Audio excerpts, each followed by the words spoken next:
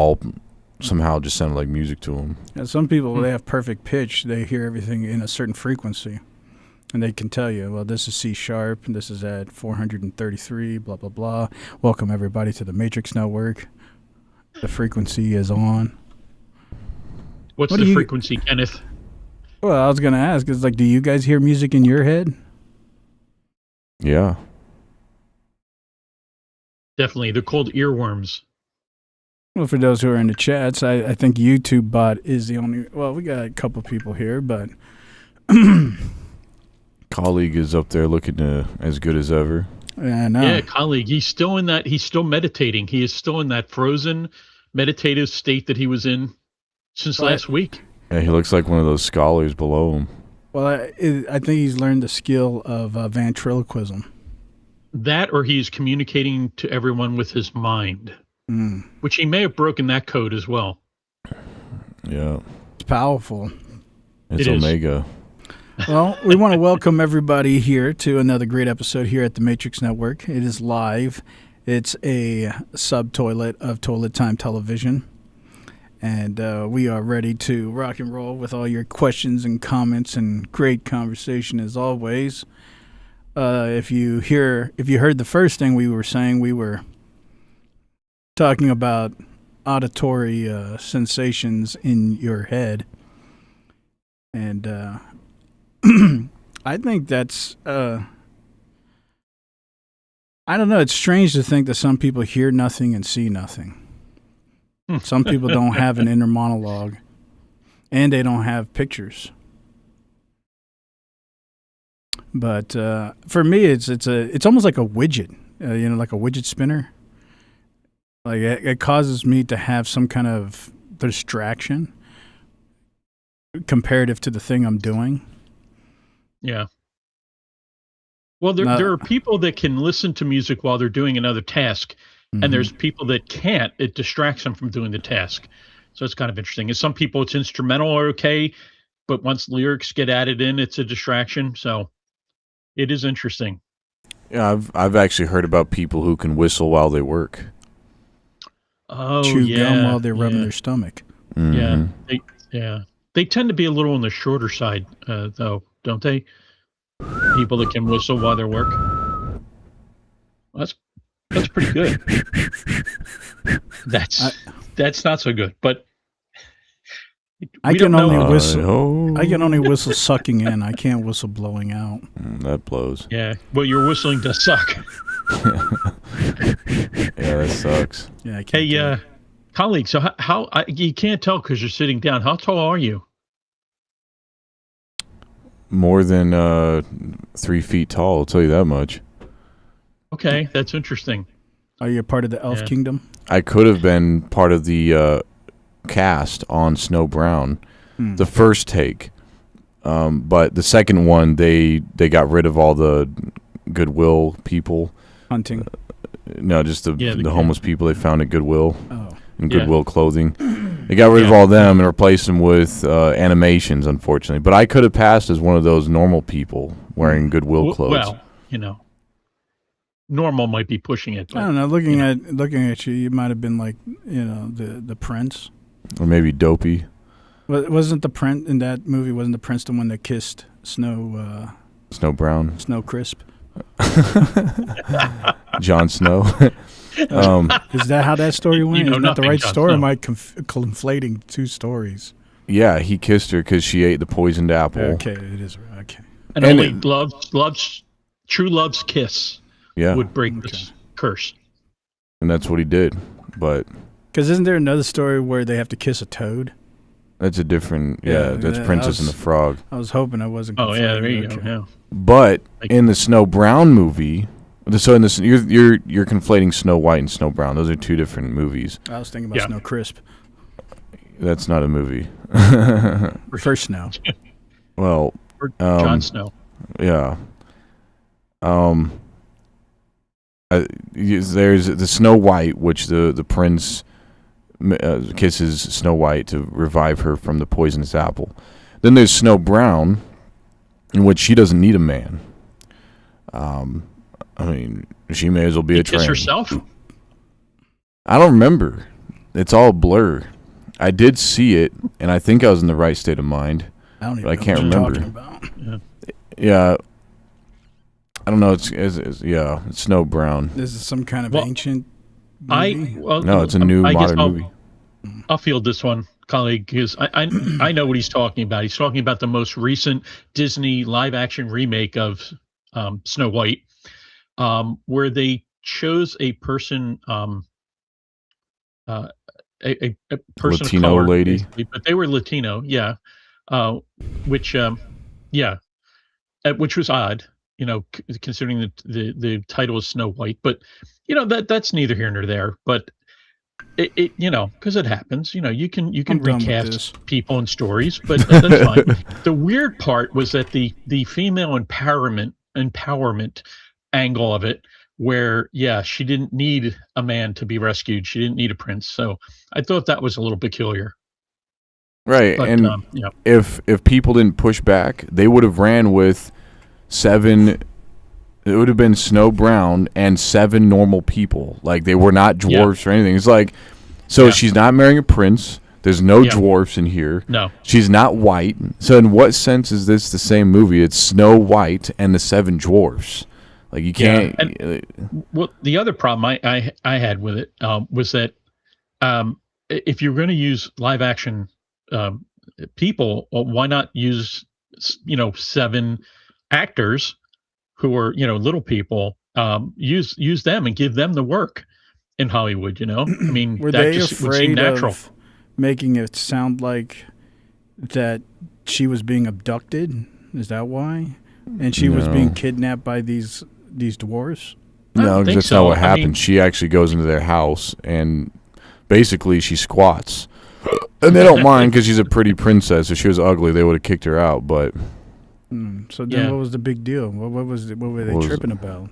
Why did they make the movie? Well, they used different? AI-generated, computer-generated, whatever, dwarves, instead of live actors, and it was a live action interpretation of the story, and yet they used AI, again, computer-generated dwarves instead of live, But everybody knows the old stories. I mean, I guess I'm trying to figure out, why did they care? Everybody knows the original story. It's not like some new story.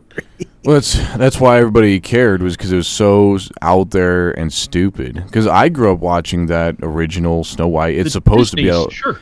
Yeah, and I'm Mexican or Latino or whatever, a mutt that I got from my lineage. But I liked the fact that she was a white lady. This is actually what it's supposed to be about. It's supposed to be a white lady. She's supposed to be a white lady.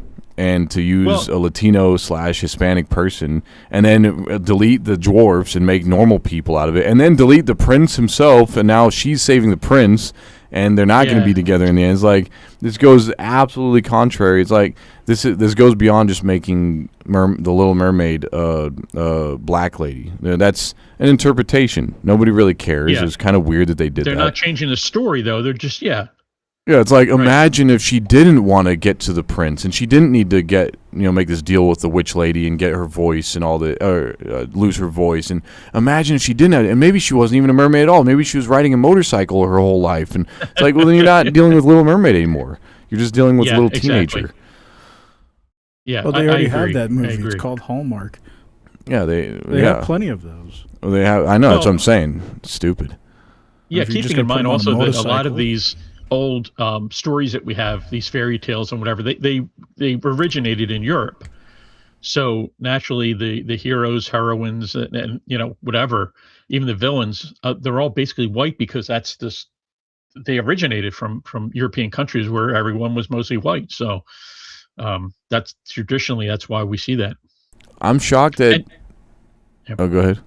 Well, I was just going to say, changing the race of the people in these stories, it doesn't matter. That shouldn't be an issue. But changing the core story itself, I think, is when we're doing a injustice.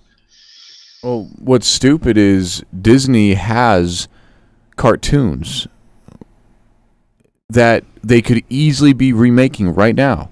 Princess and the Frog is an African American princess. Yeah. Who they could live action remake, but they're refusing to do it. It's like, that's racist.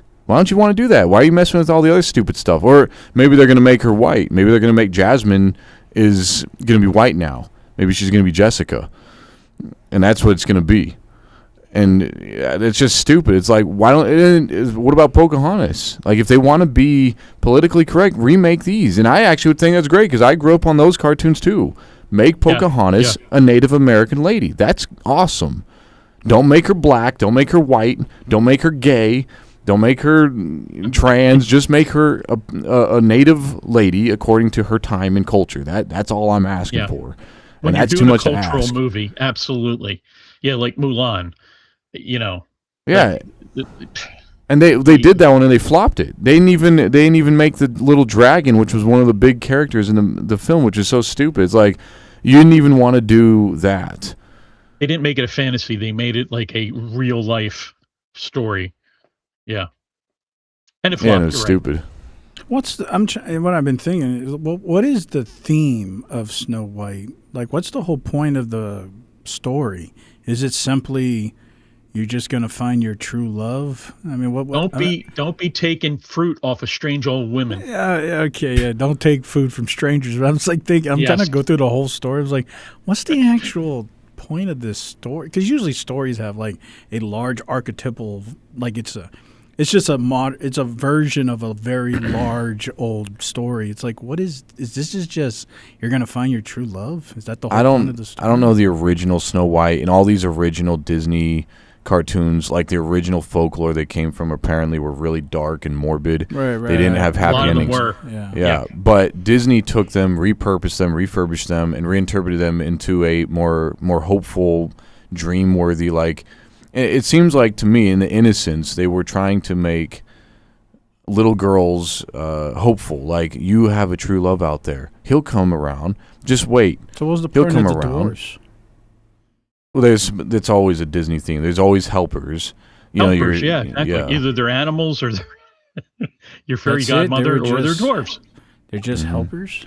Yeah, because every girl has her friend-zoned guys. Her guy zone, that all the guys get friend zoned. Those are the dwarves. Friend zone. Yeah, they're the people that the girl would never be with, but they get flattery from those friend zone.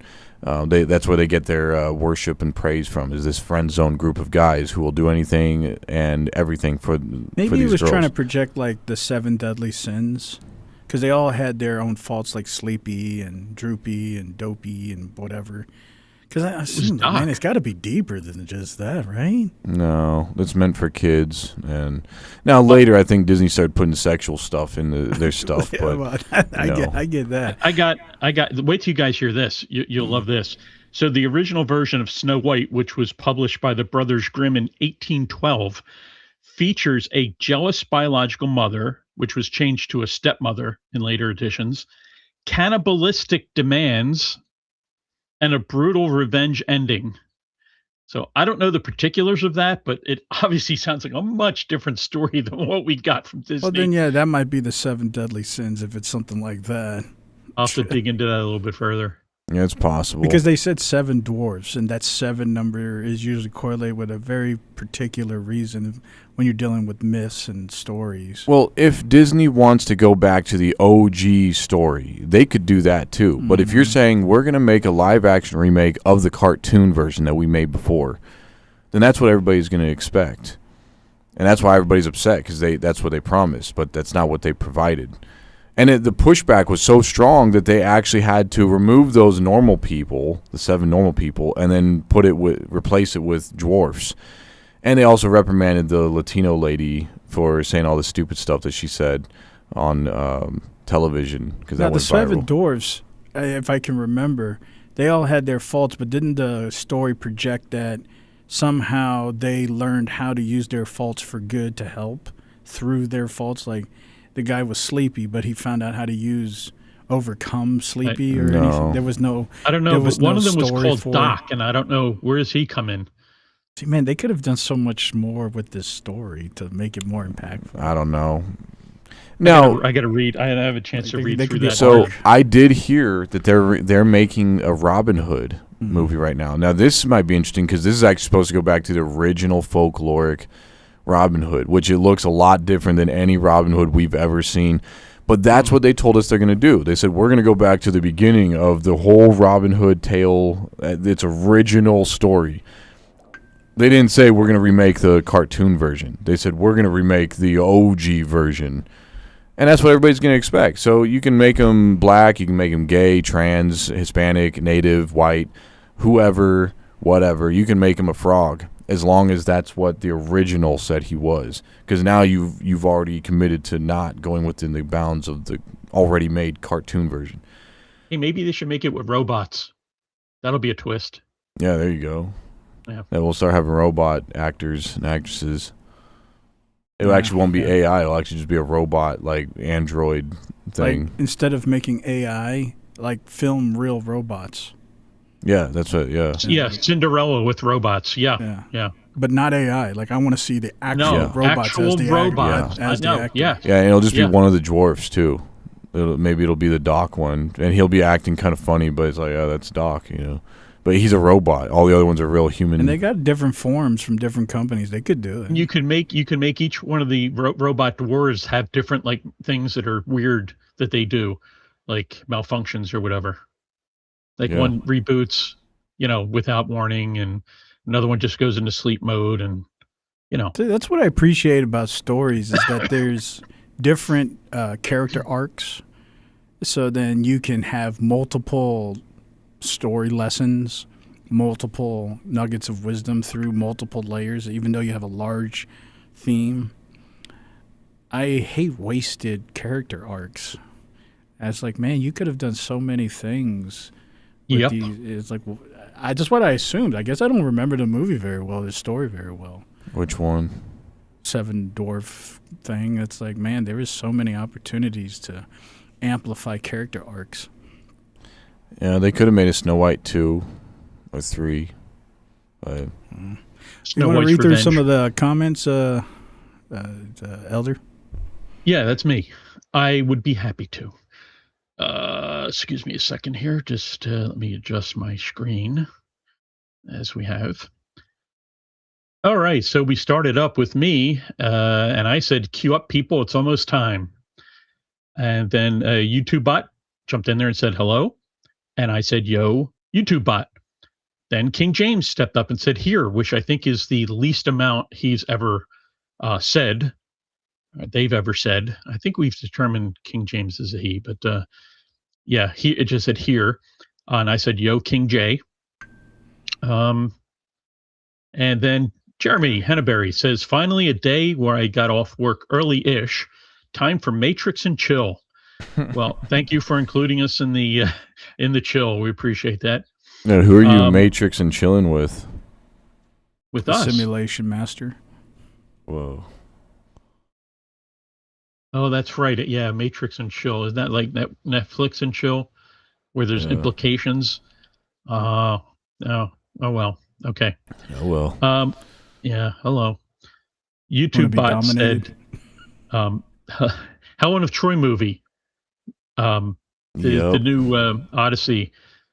Yeah, which that could be a discussion in of itself. Well, everybody's saying that movie is really good, but they call it a pebble in the shoe that Troy is like this tiny woman who's claiming to be a man. She's tiny, like she's a dwarf, and she's the great and powerful Troy. It's like you couldn't have picked a dumber character. Yeah, it's one of the characters that are on his crew, Odysseus's crew. I thought which Helen lady was supposed to be the Troy character, or whatever that guy's name. Achilles, I think, is his name. Oh, is it Achilles? I think that's the main character, like the half god, half man character. I can't remember. I'd have to look again. Yeah, what's his name? Played it in the actual movie called Troy. It was what's his name? Wasn't that Brad Pitt? Brad Pitt. Brad Pitt. Thank you so much, Brad Pitt.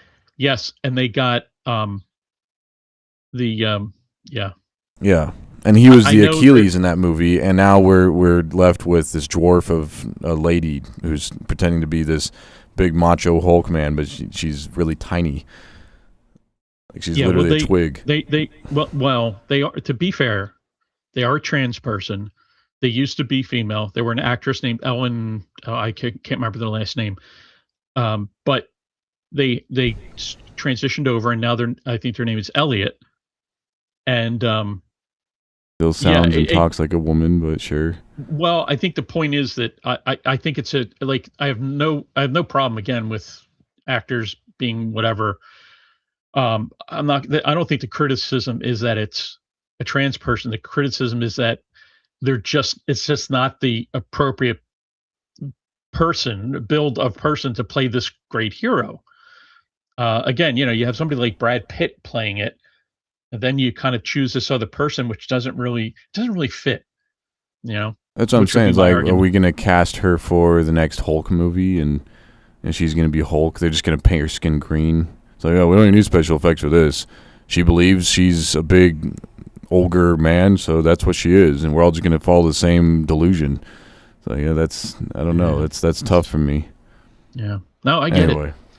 I get it. I can probably handle the mythology stories like that. It doesn't feel right, but I can handle it.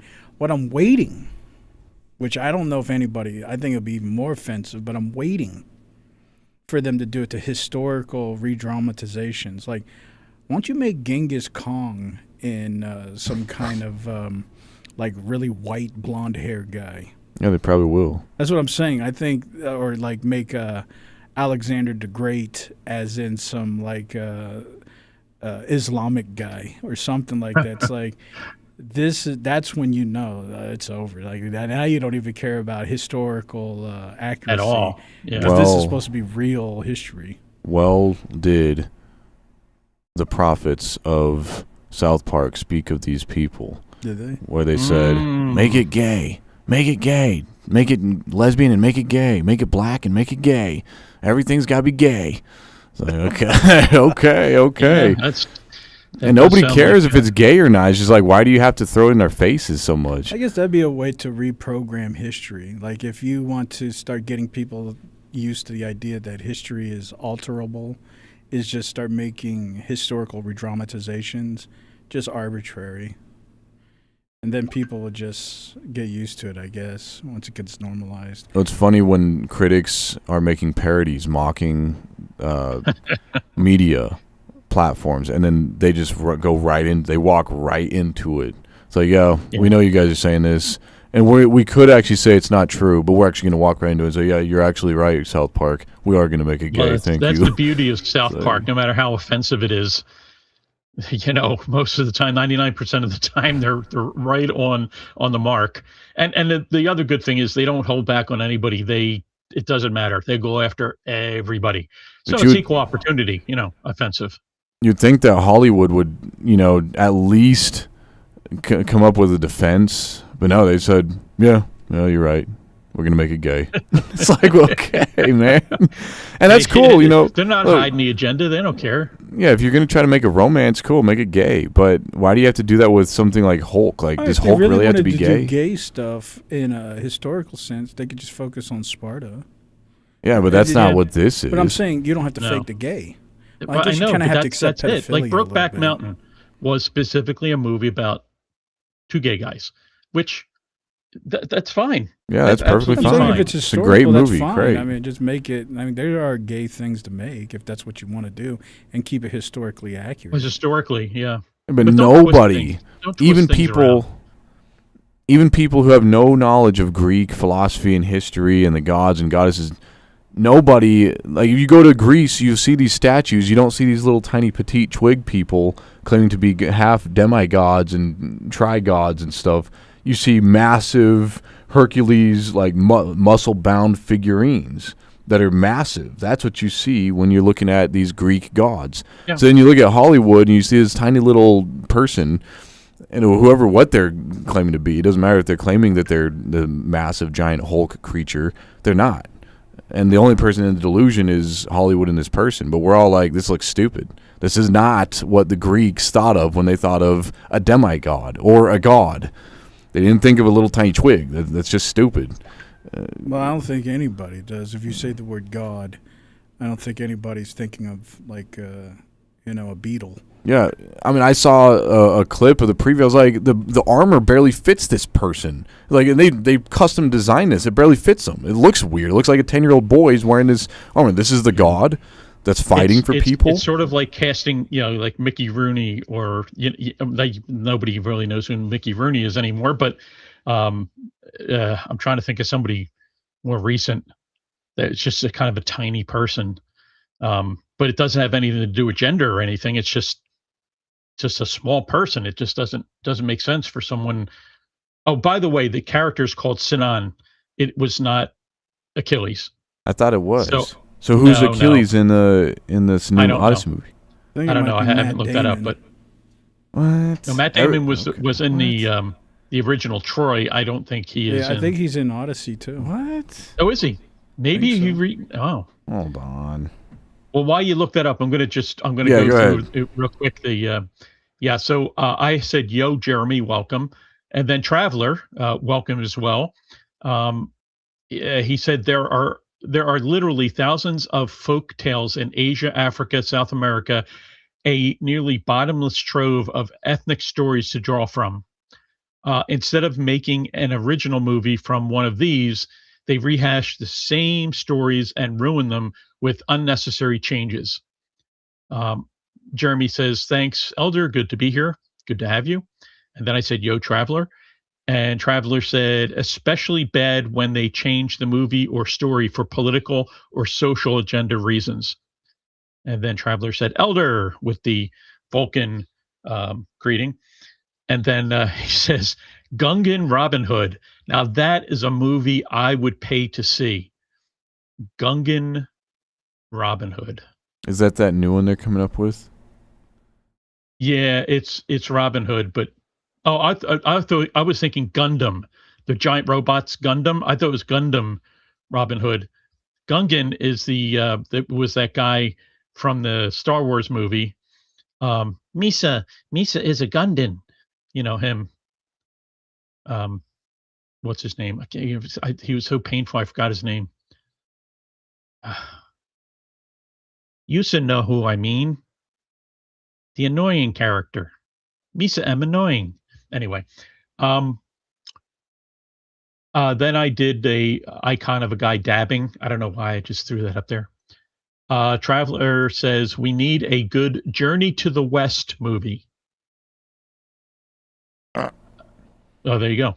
And he said Ellen. Well, I know he meant to say Ellen. Ellen Page plays Sinan, but his name is now Elliot Page. Just so you know.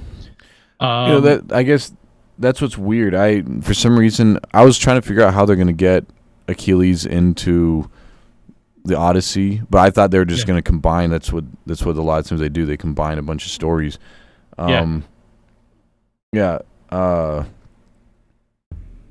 So Elliot Page is not going to be Achilles then. No, that's what everybody kept saying on social media. Yeah, I know. That's because they were that was false news, fake news. I guess so. Got to get your facts right if you're going to start making comments. I guess I still think that the character is probably still not.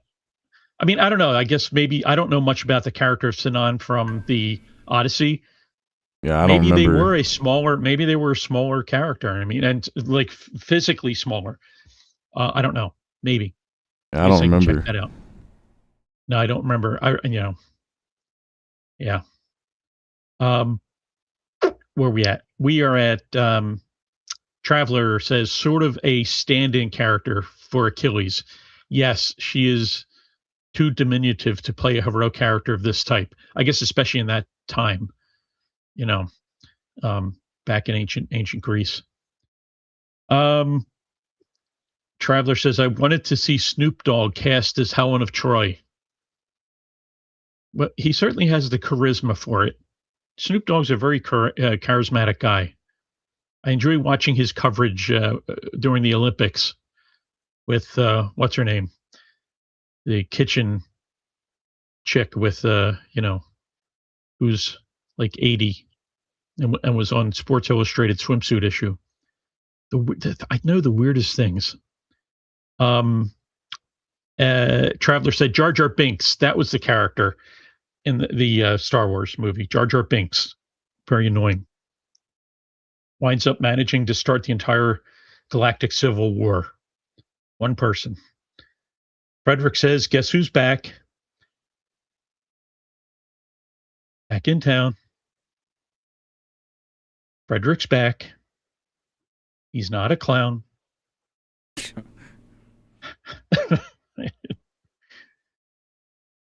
I'm old and I have diabetes, so I have excuses.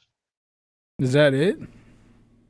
And the Traveler says Sinon is from Virgil's the Aeneid, not the Odyssey. Aeneid. And it's Virgil. Yeah, for me, it's tough when it deals with like mythology on those levels, because myths are supposed to be archetypes, and archetypes are supposed to be the thing you look up to. So if it doesn't match the epitome of the idea of what you're supposed to look up to, I think it just breaks the narrative. Like, if you're supposed to be the most powerful soldier in the world or warrior in the world, you have to be the epitome of that, because when you're passing down this story, all the generations afterwards says, I want to be like that. That's why the story was powerful. And so all the soldiers would say, I want the power of Achilles, or because I want to be like that. Right. Yeah. So you want to be a mythic hero. Yeah. Right. So the character, the personification of the character has to match the archetypical power that can make the story spreadable. You're not going to spread a story when the archetype is not something you want to represent. I don't want to go around saying I carry the power of Achilles when Achilles is like Ant-Man or something. Well, I think the opposite of that is you might want to consider that it does sort of give people who are not the norm sort of a representative idea that they could be a hero. And a good example is a lot of these action movies that have female protagonists in them. If they're women that are built, like you can tell they work out, they're built fairly well, then you don't, like, I don't have a problem with them, like, being very athletic and kicking guys' butts. And but when you see they're like a waif, I mean, they're just this thin little thing. It's like, how do you even have the body strength to like be throwing guys around? Like, how does that happen? So at least try to make it believable, I would just say make a different story then. So the Sinon character, which apparently doesn't show up in the Odyssey, so I'm not sure what this character's doing there anyway. So I guess it's one of those Red Barn things. I thought it was crazy that they were putting Achilles in this Odyssey story anyway, but what they're still doing is just not Achilles, it's Sinon, which is from the same story of Troy, not the Odyssey. Anyway, the Sinon character, there's no statues. I've been searching Google for statues of Sinon, and I guess we have possibly 2 paintings. And it's a small character. Sinon was the Greek man who tricked the people of Troy in the Battle of Troy to accept the horse. The Trojan horse, the Trojan horse. If that's the case, then it's good that he's small, because usually small characters are seen as devious and clever and sneaky. Well, in the picture, they're small too. They're actually naked, apparently. Everybody else is clothed and they're naked. They gave themselves up. The guy, Sinon, gave himself up for to be captured, so that way they could get the horse in there. So it was a big thing. But he was a trickster. Yeah, Traveler says, interestingly, Sinon is infamous for deception with the Trojan horse. Maybe there is a hidden message in casting Page. So. Oh yeah, the deception. Yeah. Yeah. Well. Is that the end of the chats? Nope. I got a couple more here. Okay. Frederick says, I'm a clown. And I said, yo, Frederick. And Frederick says, glad to see you guys. And then we got Tommy Boy. Tommy's here. He says, what are we talking about today, fellas? Anything interesting? Well, I guess it depends on your perspective. Traveler says, interestingly, I just read that about the deception. And then Jeremy says, did you hear that New York is deploying robots made by a sex doll company in schools now to interact with the children? Time to give your son enough money, lunch money, for a candlelight lunch date. I don't know if they're using them for sex ed, but boy howdy. They're probably not performing sexual behavior on these sex dolls, I imagine. They're probably just using them, like maybe the teacher is doing something. I don't know. I don't know what the teacher would be doing. I don't know either, but I would not put anything past some of these wacko teachers that are out there. There's a couple more here. Shout out to Wacko, Texas. Yes. Tommy says, or waxing philosophical about the implications of the most recent psyops. And then he says, yo, at the Elder 42. Then he says, did you ever look into quantum magnetometry last week after the cast? I did not. I'm sorry, Tom. I didn't have a chance to check that out yet, but I promise I will. I will definitely do that. And then Traveler says, good female hero casting. Wonder Woman, Lilu, Lara Croft, Black Widow, and the X-Men characters all had great casting. And I think I would agree with most of those, especially Wonder Woman. Yeah, she was born to play that role. Let me tell you, she was amazing. You talking about the old Wonder Woman or the more modern one? Well, both, to be honest with you. I mean, I think Linda Carter's amazing, but the new one, Gal Gadot, I think she was absolutely fabulous. It's just a shame that second movie, Wonder Woman 1980 or whatever, 85 or whatever. It's actually 1984. 1984, whatever. It sucked. Straight Orwell with it. I'm talking about Ridenbacher. It probably would have been good if there was some sort of Orwellian message, but it was just bad. And it's a shame because she's a great actor with a great character, and they just destroyed it. So it's a shame. Anyway, that is the end of the chats for now.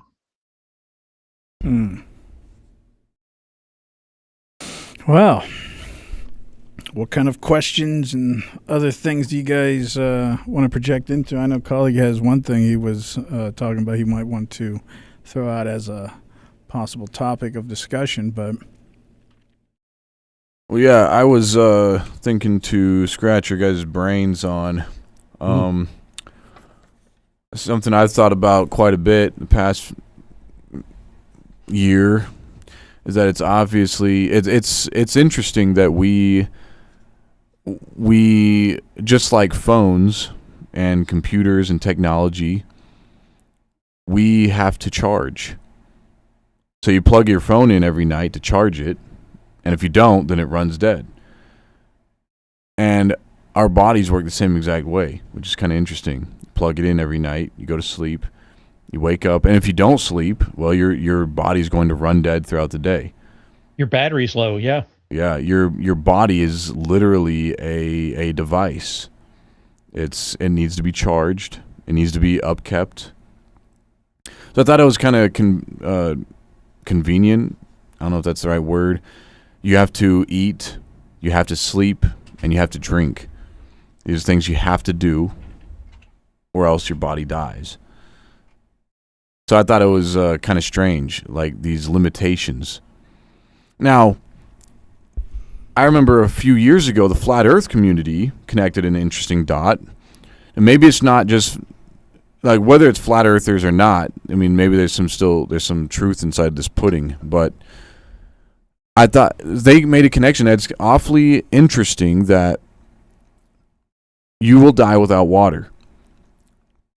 And you could try to sail to the end of the flat Earth, but you'll run out of water. And you can't drink the ocean water because it's salt water.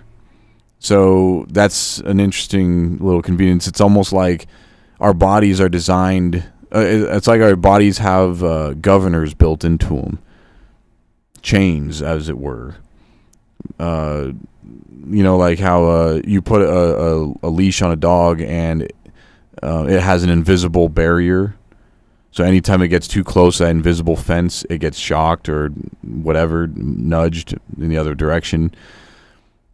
And the dog doesn't understand why. It just says, I can't go past this boundary. Even though there's no boundary there, I just can't go past it. So I thought it was kind of interesting that our bodies are very similar. It's like, I don't know if it's an alien force or if you want to say God, or if you want to say maybe the elites or whoever. It seems like they put limitations on our bodies so we cannot do anything we want to do. Like, we can do some things within our parameters, but you can't go too far. So I'll just throw that out there and see what you guys have to say about it all. Well, one thing came to my mind is our desire to bypass our restrictions. Like, so people take take steroids to pass certain limitations of our abilities, or try to, like right now, one thing they're trying to do, which they have successfully done in some cells, is try to create the ability to have human cells absorb energy through photosynthesis. And so it's once we are recognizing our restrictions, then we have this desire to find a way to overcome. Jailbreak it. Yeah, and sometimes we are successful, like the desire to live longer. Oh, and excuse me. Through DNA reallocation, they're gonna try to convince us that they're gonna get us to live, longer and longer, and eventually live as long as we want. That's probably the ultimate jailbreak. Well, we're gonna find out if aliens did this. Let's say we're aliens' pets, and they put these invisible barriers on us, and we're now trying to jailbreak the system. Then maybe that's why aliens are getting more involved with the Earth now, at least the American continent. But see, you can't pass entropy, and you can't pass thermodynamics. Like, you need, even if you can fix decay, like a decay rate, you can't fix energy. So, yeah, even though maybe I can technically not die from disease, but I still need water. Mm-hmm. I still need food. Maybe you can revert that I don't need sleep if somehow you can change the brain structure, but you can't fix food, anything, a plant. Everything needs food and water. So at some point, no matter how far you go, you can't fix the problem of energy. That's one thing you'll never fix. No, but you can use energy to boost yourself. Right. Energy can be a friend or an ally, and if you're using it, and if you can take these governors off, like was it lobsters or crabs who can live forever until somebody kills them? If we could do the same thing with our bodies and take the governors off our bodies, and we can take these shackles off our feet so we can dance, then we'd be free. I see your point. So instead of returning to frog, we need to return to crab. Return to crack? No. I think we discussed this a few weeks ago, where there is some sort of bizarre movement that says we should just de-evolve back to frogs. Remember, I think we were talking about that. It's like some kind of bizarre religion or something that says we should de-evolve back to frogs. Well, I say, the heck with frogs, let's de-evolve back to crabs, because obviously crabs are much I don't think better we off. need to de-evolve. It's just a reallocation of your DNA so that it can have a regenerative process. But that, again, even at that, you still can't fix energy. You're going to have input. No, but let's say we can get past this barrier, because, Jeremy Henneberry is saying, for example, he says it's been proven that after 3 days with no sleep, you can no longer tell the difference between what's real and what's not, hallucinations, all that, yada, yada. Yeah, let's say you can go 2 days without sleep. 3 days. Let's say you can go 10 days, 11 days. Eventually, you're going to need sleep. Like, your phone can't last forever on a charge. You can preserve the battery as long as you can. You can put it on, economic mode or whatever it's called, where it's taking very little amount of energy, preserving it. But eventually it needs to be charged. But isn't charging just like us eating? Well, yeah, that's another thing. Charging isn't like sleeping. Well, I would say it is. Your body has to recharge. Well, isn't sleeping like rest? Yeah, it's resting. No production, but a phone, you could just leave it on charge forever and just keep using it forever. Yeah, if it's plugged into a source, right. yeah. It doesn't need a rest. Right. This is where our bodies are a different kind of technology, it seems like. Like we have our bodies are a device. Some people may even say a vessel. So our bodies are containers even, some people said, for souls. But it's just interesting that our bodies have limitations. Like you can't just stay awake. You can't just not eat, not drink. You have to do these things. And it's just awfully convenient that every human being has to do this. And these limitations is exactly why we're still stuck on Earth. If we didn't have to sleep, we'd be a lot further along in productivity. Like imagine we waste away half of our days. We'd actually be where we're at today times 2 exponentially if human beings didn't have to sleep. But there's also a give and take, right? Because we sleep, we use less resources. If we never sleep, we would use more resources. So then the problem would become we're going to run out of resources faster because we're going to use more resources because we never sleep. So it's a give and take. It's like because we sleep, yes, it's inefficient in how fast we can develop technologies, but it also gives us availability to get more energy, like resources, like food. If we were just always awake, we eat everything. And we'd probably eat more. I know, isn't it awfully convenient? Well, I think it's natural. So why do we have to eat? I think it's why do we have to drink? Why can't we just live? Because of entropy. Well, entropy allows crabs to live forever. They have to eat. They still have to eat. They still have to eat. Yep, and they still have to drink. They probably take in fluid. Yeah, I mean, but they're a lot. The point is that more basic system, but there's nothing that bypasses entropy. That's why you have to. And there's nothing that bypasses nutrition, like nutrients. Even cells, they need nutrients to function because they're little engines. This universe doesn't allow anything we've found out. There's nothing that exists without a decay rate, and it needs to be resupplemented, or it's going to just eventually decay to non-existence. So why couldn't transference of that substance? Why couldn't it be the case that we absorb our energy from the sun, like solar panels? Yeah, that's right.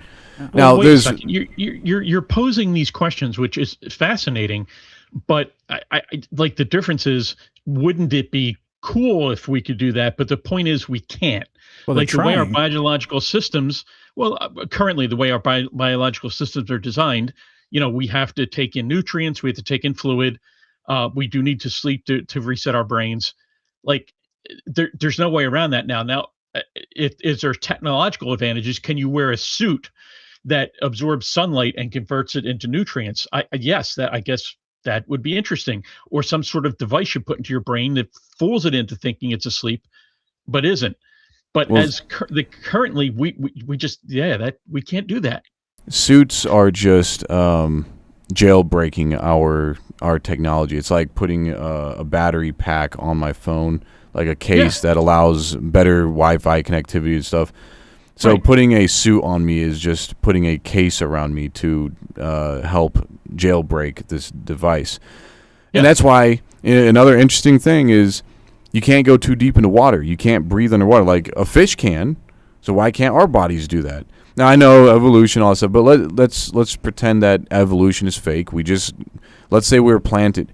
I'm just going to put this theory out here, okay? What if it was the case that aliens planted us here? We did not evolve. Aliens planted human beings here. They planted each species of animals here.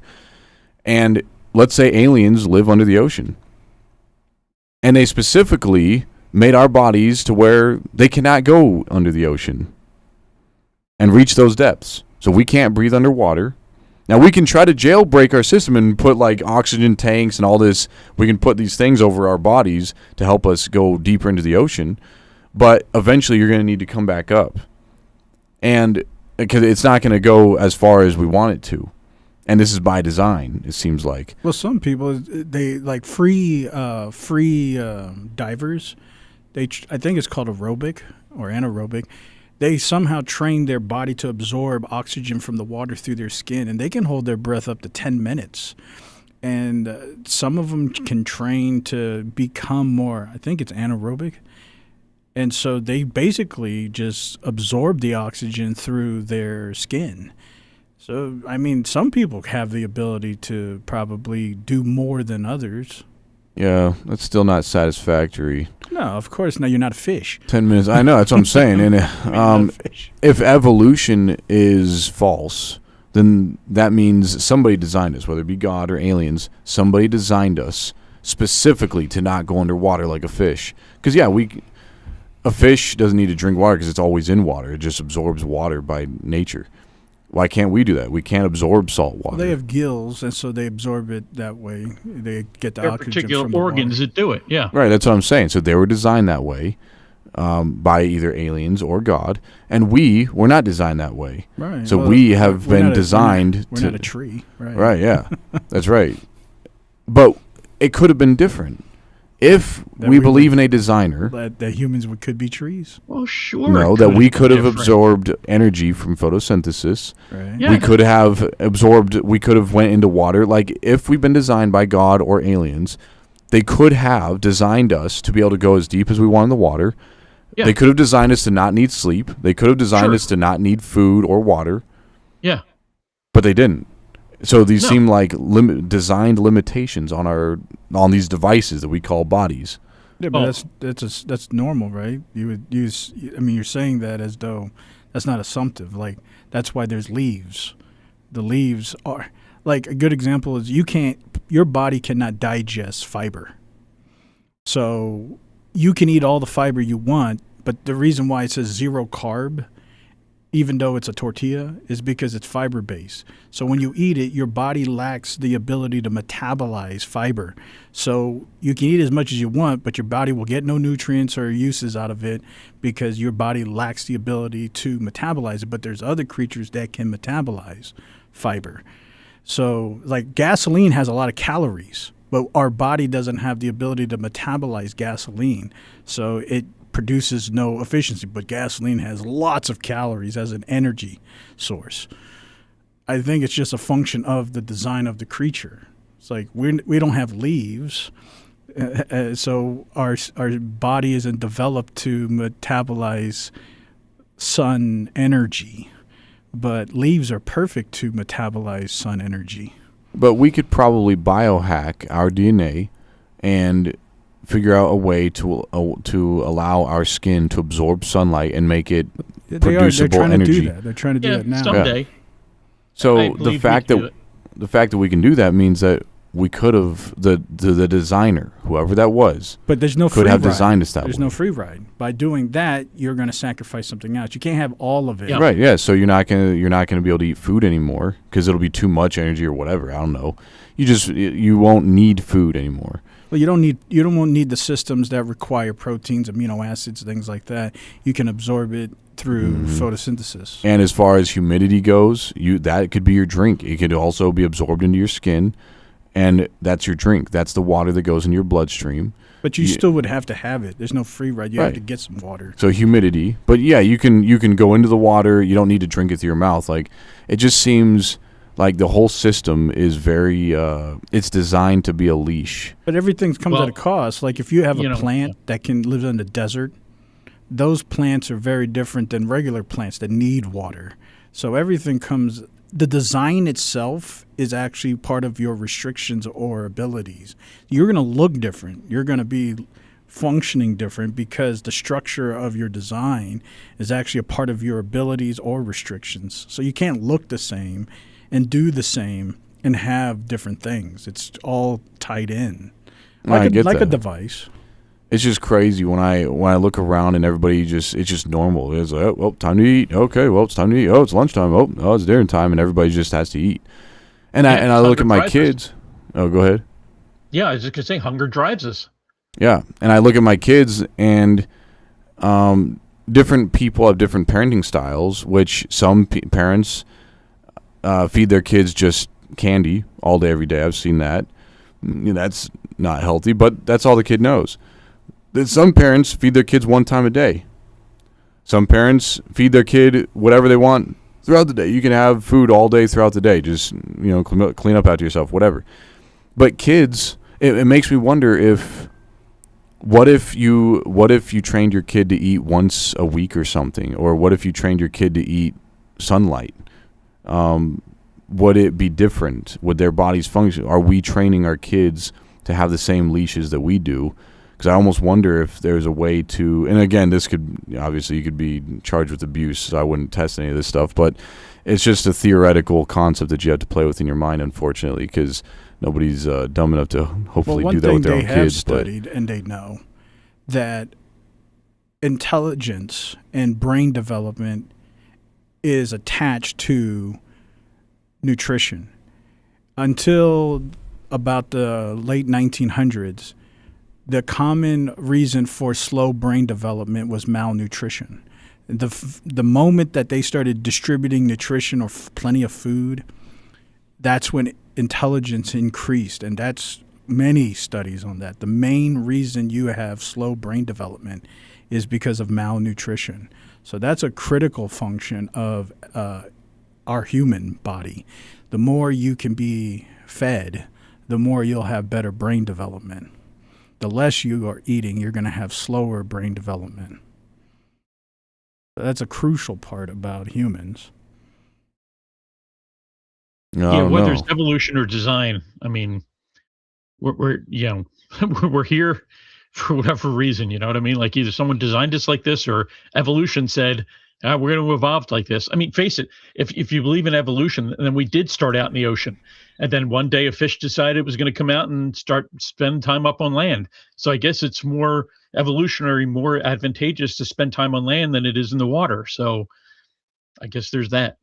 And that's why I was saying, if it's evolution, and that's why we have these limitations, then yeah, you can't. That's the end of the road. There's no speculation out there. It's like, well, we know why then.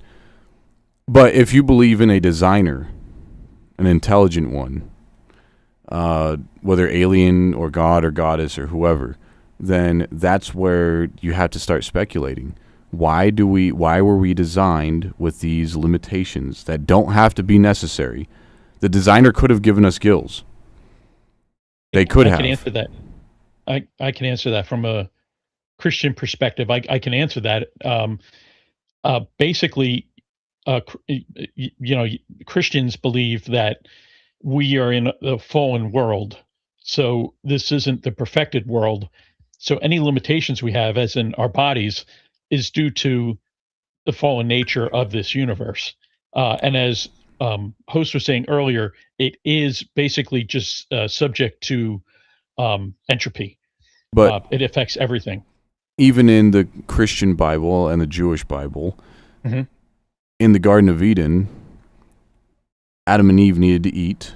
That's why God gave them trees to eat. Mm-hmm. And they weren't given gills because they were not given dominion over the water life. They were given dominion over the dry land.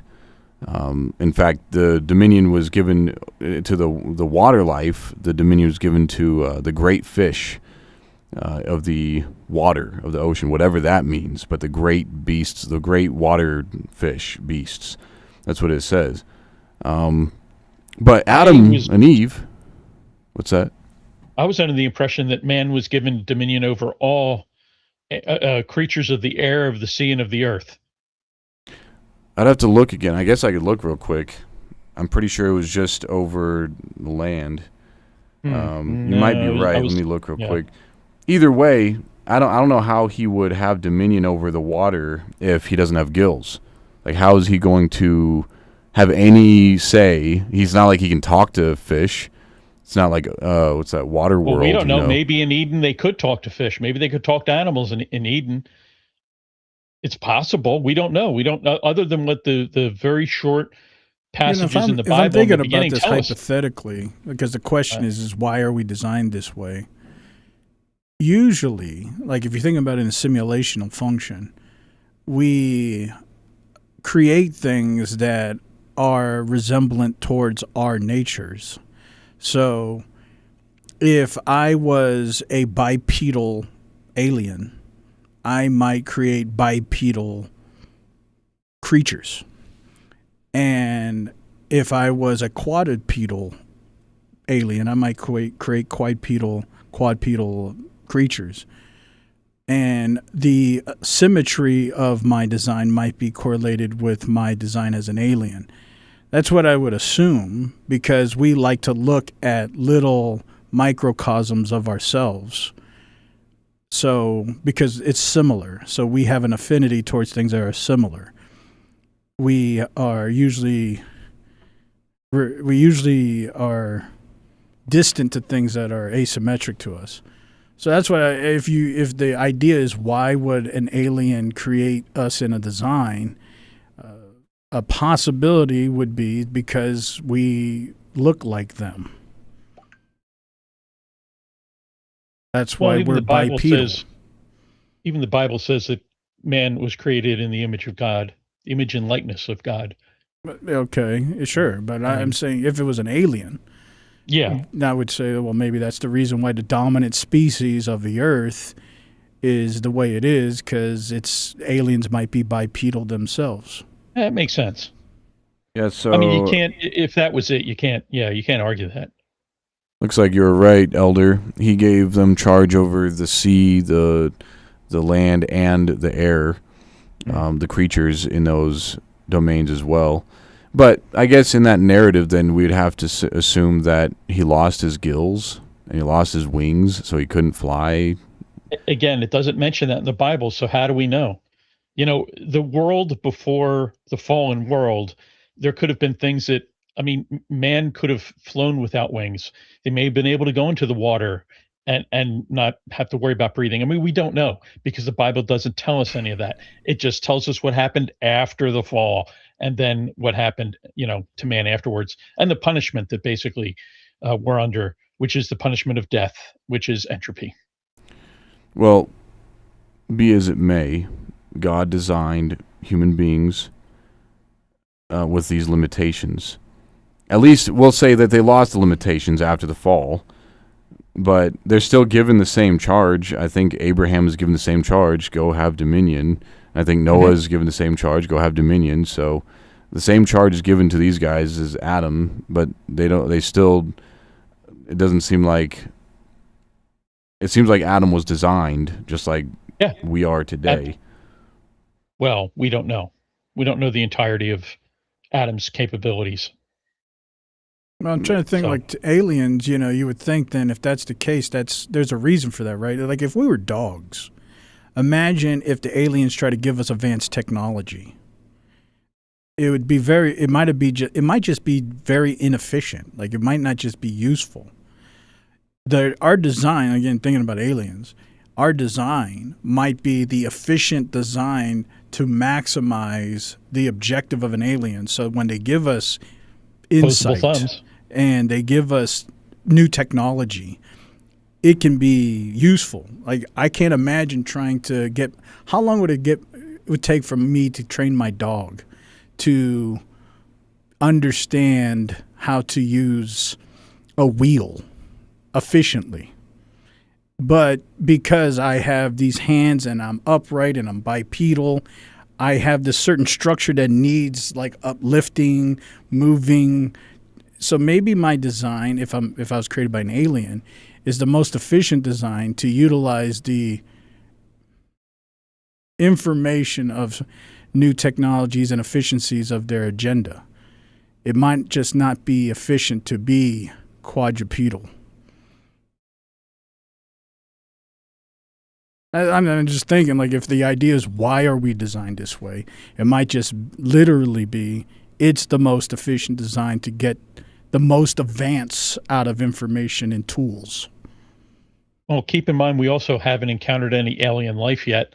Who knows what the alien life looks like? Maybe they are quadrupedal. Yeah, but if that was the case, think about it. I'd be using my mouth more, right? So because I'm up here, I can use my hands and my mouth. But if I was a quadrupedal creature, my main function would be carrying things with my mouth, and I'm not going to be. So it's like I'm losing tools because I can stand upright. I can use my mouth, my hands. I have more now accessibility. It just might be a more efficient means of a creature. Maybe you'd have a pouch. Yeah, but a kangaroo stands upright. Yeah, but when they move on all fours too. They can. Right. That's what I'm saying. There's still more tools available. If I was a tiger, most of it's just going to be my mouth.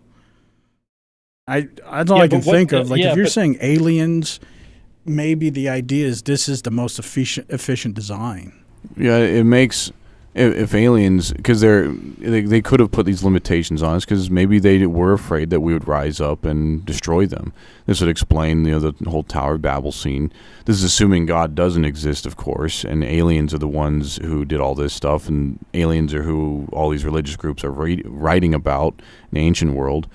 But the aliens got scared, genuinely scared, that human beings were actually going to rise up and destroy them because of power in numbers. So these aliens put these limitations on us to where we have to eat every day. We have to eat, we have to drink, and we have to sleep. Yeah, sure. They could have removed these boundaries off of us and still followed the lines of entropy. Entropy could still work even if we don't eat every 3 hours. That just seems kind of strange. Well, another theory is Morris's idea of the zoo theory, which is we're just a form of entertainment. And we're like in a zoo, and they created this way because this is they're watching their entertainment grow, and just like we're watching an ant farm. Mm-hmm. So it could be just that too. This is a function that they were entertained by. Yeah, and that's why they fly above us really high to heights that they know that we can't catch. They know that we can't, move and stop like they can. We don't have the knowledge and the technology to do that. And then one of the reasons is because we have to sleep all the time. We have to eat all the time. We have these very primitive But it would make boundaries. It would make good pets if we were designed with these restrictions. Yeah, we have a big yard. Yeah. It's not like they're mistreating us. Yeah, and that's part of the entertainment. Mm-hmm. So if we were just a zoo, then that would explain the limitational reasoning too. Yeah, it's interesting. I heard it said that if octopi had longer lifespans, they would be the dominant form of life on Earth because they're extremely intelligent, but they don't live long enough to be able to actually pass on or do anything. Yeah, but if they live longer, 5 years. Yeah, it's not very long at all, so they can't really get anywhere. But yeah, if they could live longer, my understanding is they're extremely smart. Like I showed a video where they figured out how to train fish to go do their bidding. Yeah, and if these alien creatures created them as well, then they also put those limitations. Maybe they made those creatures smarter than us, but they are not allowed to live as long. That's their limitation on purpose. And these are all specific boundaries placed like these little choke collars on us, these leashes, different leashes for different. And maybe there's really intelligent creatures in the depths of the ocean that we've never been to and we've never seen before. But they have limitations too. They can't survive out here on dry land. So they can't come out here and dominate. And the tools that they have down there, maybe they don't function the way they would if they were on dry land. So they just are stuck down there. Yeah. But the aliens can go into the water and look at the zoo life under the water, and the aliens can come in here. It'd be perfect for a zoo. Yeah. Because you're going to die off anyway. Yeah, but the aliens' ships, they go under the water, and they can look at the marine life. They come up here to our land. They can look at, human life. They go up to the sky and observe the flying, what's that called? Bird life, air life. Yeah, it's all just zootopia. Zootopia. But that would be one reason. I mean, if it was aliens. Yeah, I guess. Because, Morris's theory is that we humans do that. We create zoos. And we like zoos. And we care about the zoo animals. We're not abusing them. We want them to live. But we're going to restrict them. And we're restricting them for our entertainment, not for their greatest good. Right. And if there was something superior to us, what makes you think they don't have zoos too?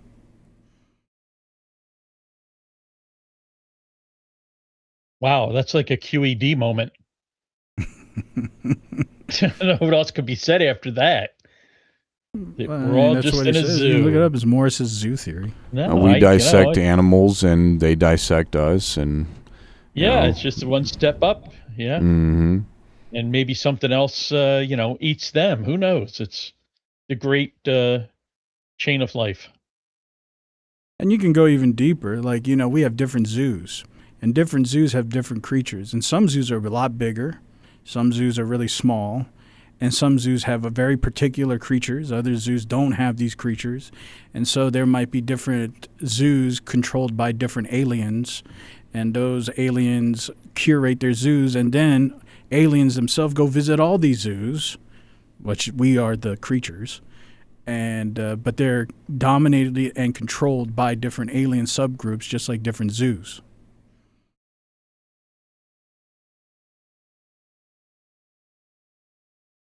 Yeah, everybody's in a box. Just depends on how big the box is. There's certain aliens required to take care of zoos, but they're different zoos. Could be. Well, this whole universe could be a giant box for even the aliens. You can grow out bigger, sure. Mm-hmm. But specifically for the Earth. I believe this universe is a big box. Yeah, there's a theory on why we're like this. Yeah, I just thought it was interesting that we have to eat. Going to restaurants, like, do we really have to do this again? Like, this is expensive. It's time consuming. You know how much I could be doing right now, but I have to sit here and fill my mouth full of food. It's such a drab. Yeah, but some of us actually like it. I know it tastes good. Yeah, like it. But you could just start eating, nutrient protein bars where it gives you everything your body needs to stay alive, but you don't have to sit and eat it. You could just eat it, munch on it on the run. You never have to stop and eat. Yeah, I know, but there's a part of you that enjoys it too. I can tell. Well, I know, that's what I'm saying. Like, we have to. You don't have a choice. Like, you're going to stop eating if it didn't taste good, and then you're going to die. Well, see, that's another interesting part, is that artistic thing. Like, it's beyond necessity. There's proclivities. Like, I like this type of food. Well, yeah, that's specifically because we've had to eat for so long. It's like, I don't want to eat the redundant thing over and over again. So you start adding spices to it. Oh, it tastes different. Okay, that's good. Then that spice starts getting old. So you add more spices. You do different things. It's still the same food. We're still eating chicken. We're still eating beef. It's just we just flavor it up. We make it look nice. What I was it's still the same old. If we're entertainment, it would make even more sense. So they want to see different things in the zoo. So they provide spices, or they provide, different new. Let me drop this new thing in there, and we're like, oh, check this out, and that provides them new forms of entertainment. Ooh, look, a cell phone. Yeah, that's what I'm saying. It's like it's for their entertainment. Mm-hmm. We are just functioning as this is life, but they're adding the new thing for their entertainment. Yeah, it's possible too. And, switching the tracks to, if God is doing all this and it's not aliens, it's God who designed us with these limitations, then it'd obviously be for different reasons. It's not like God would be threatened by us. It would be the intention of God, whatever God's intention would be. Yeah, he designed us with limitations for a reason. Like, he could have designed us, again, with gills, so we can go all the way to the depths of the ocean. He could have designed us to be able to drink salt water, so we could actually travel farther on the ocean. He could have done so many different things, but he designed us exactly how he designed us. Well, he already has those creatures. Assuming a God exists, he creates those creatures, and maybe he communicates to those creatures. And those creatures operate the way they're designed. We're just projecting our consciousness to those creatures, but they exist. Why not make a creature that can do it all? Human being. Our shapes would be different. Fine. Who cares? Then the shape's different. Why couldn't he create a human with wings so he could fly, and with gills so he could fly and go into the water? You could literally manage the sky, the earth, and the ocean. I don't think you can maximize efficiency when you have everything. I think you can. And not if you're Walmart, no. I'm saying I don't think you can create something that's a submarine airplane. Why not? Because there's things that you have to do to hold that much pressure. At the same time, you have to have the ability to assert aerodynamic ability. I think aerodynamics works underwater as just as it does in the sky. That's fluid dynamics. It's a little different. What I'm saying is, you guys know what I'm saying. You need a pointy surface. You don't want a blunt force surface if you're going to fly through the air. Just like if you're going under the water, you need a pointy surface. You don't want a blunt force flat surface if you're going anywhere. So that's all you need. So he could have designed our heads like cone heads. No, I'm not and talking he about could have that. designed us with wings. There's a difference because when you go in water, there's pressure. And so you need to create something that can hold that kind of that pressure, which is different than flying in an airplane. Right, like a shark. But they only can go so deep too. There's limitations based on how much pressure something can hold. Right. So to maximize that much pressure, let's say I can go down to the Mariana Trench, I would need a different kind of exoskeleton, Sure. And that itself. Why couldn't you do that? Well, that might not be able to fly. It might be too heavy. There are animals down there that can withstand it. Yeah, but they can't fly because they might be too dense, too thick. Their skeletons might be too heavy. They just wouldn't be able to fly. Yeah, maybe. I mean, you got to be pretty thick to hold that much pressure. Just bigger wings. I don't think so. That's dinosaur stuff. I don't know. It just seems like it could have been done if he wanted to, but he didn't. So we're stuck here eating 3 meals a day. Well, and we have to sleep. There's don't also forget a part water. Of the Bible. There's also a part of the Bible that says no man can know the mind of God. So, I mean, you can ponder all you want, but in essence, you'll never figure it out. I don't want to go that far. I mean, when I look at a remote control car, I'm interested in how it works. Why is it designed this way? I know it was designed for a reason. I'm curious. I should assume the same thing. I look at humans, and so it's not implausible. I can figure it out. Yeah, but there's a difference between saying what was the mind thinking when it created a remote control car is pretty easy to figure out, whereas trying to figure out the mind of God as to why he created us the way he did, that's a little bit more complicated. I guess it depends on the God. Yeah, well, I believe in the Judeo-Christian God, so that's so you're saying you can't know that God's mind intentionality. That is correct. Well, no, you can't know the exact mind of God. I mean, he gave us the Bible to give us some direction, but you can't really know his mind. So it's all good. When I see him after I die, I'll ask. I'll have all my answers then, so I'll be good. I'm covered. You're going to ask him, why have you made me thus? Well, let's go look at these chats again. I see quite a bit of them. It is quite a bit. It's gonna take a while here. It's fun. I gotta go all the way back up. Oh man, climbing. Man, whoa. There's a lot we missed here, man. Holy crap! I'm gonna be here for a half hour reading all these. Let's see. Almost. I gotta be close. Colleague is on something. Yo, Maverick. Let's see. Damn! Holy crap! Look at the size of that thing. Look at the size of that. Oh man, come on. Okay. Oh, good. I found it. All right, I found where I left off about the female superheroes. Okay. Then let's go into Jeremy Henneberry, and he says it's been proven that after 3 days with no sleep, you can no longer tell the difference between what's real and what's not. Hallucinations is what I'm guessing they're referring to. Also, extensive time. He also says without sleep causes irreversible brain damage. Okay, Traveler says Mango Pitango randomized turbidity chasing flamingo wars in intermediate ways. So let it be written, so let it be done. And then I responded by saying definitely sleep deprived, Traveler. Let's see. Then Frederick says, by the way, the greatest lie we were ever told that to be sound and healthy, you must have at least 8 hours of sleep. And I said, some of us need 12 hours, but only get 4. And then Frederick says, are you on the live chats or the top chats? Okay, just make sure. Let me see. I'm pretty sure I was. I did convert it, and I haven't updated it. But let me go look. So now you made me question myself. You should be able to just see it right there. Live, yeah. Well, my screen isn't big enough, so. Oh, okay. Yeah, I'm suffering from a small screen. Sorry. I understand. Some of us don't have, as big a screen as we'd like. Anyway,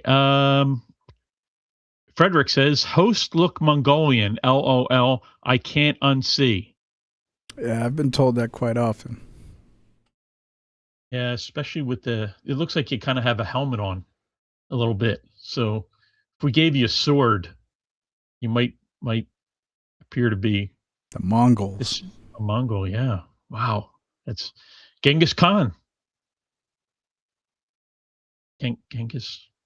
Anyway, Traveler says, "Oh, I can't even read that because it's in a foreign language, and I think we've slipped into Cthulian right there." So interesting. He's conversing with the deep ones. Traveler says, "You can go sleepless if you're in Seattle," and I said, "Only if you're Tom Hanks." Jeremy Henneberry said, "I went 9 days without sleep one time on a meth binge. Eventually, the drug wouldn't even do anything anymore, and I eventually fell asleep. But after 9 days, things got pretty crazy." Maverick says, "Welcome back, colleague, the Statue Man."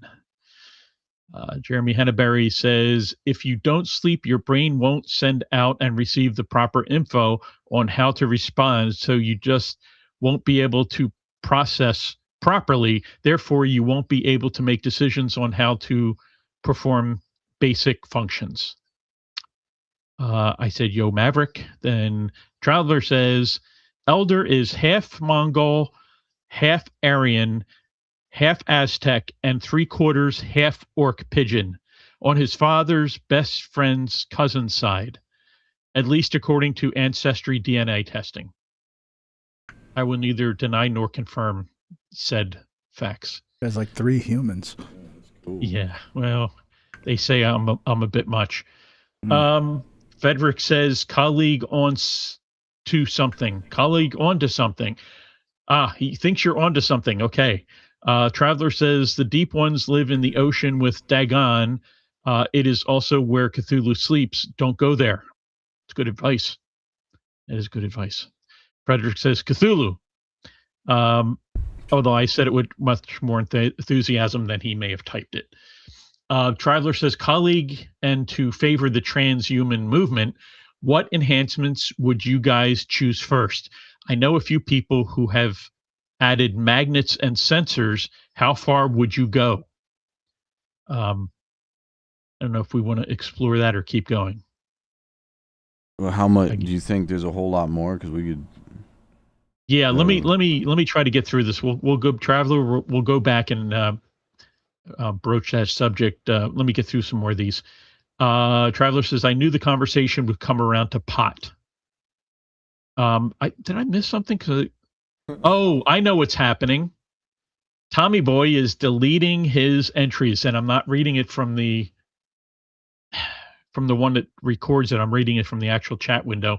So I know Tom said stuff in there, a whole lot of stuff, and I'm just missing it. Like he mentioned, we could get our nutrients by sticking our feet in a pot. That's why Traveler said he knew the conversation would come around to pot. And then I spread some of my elder wisdom, saying the wind blows and vacuums suck. And to move on, Frederick says, "Also, gooning doesn't help brain grow." I'm not going to touch that one.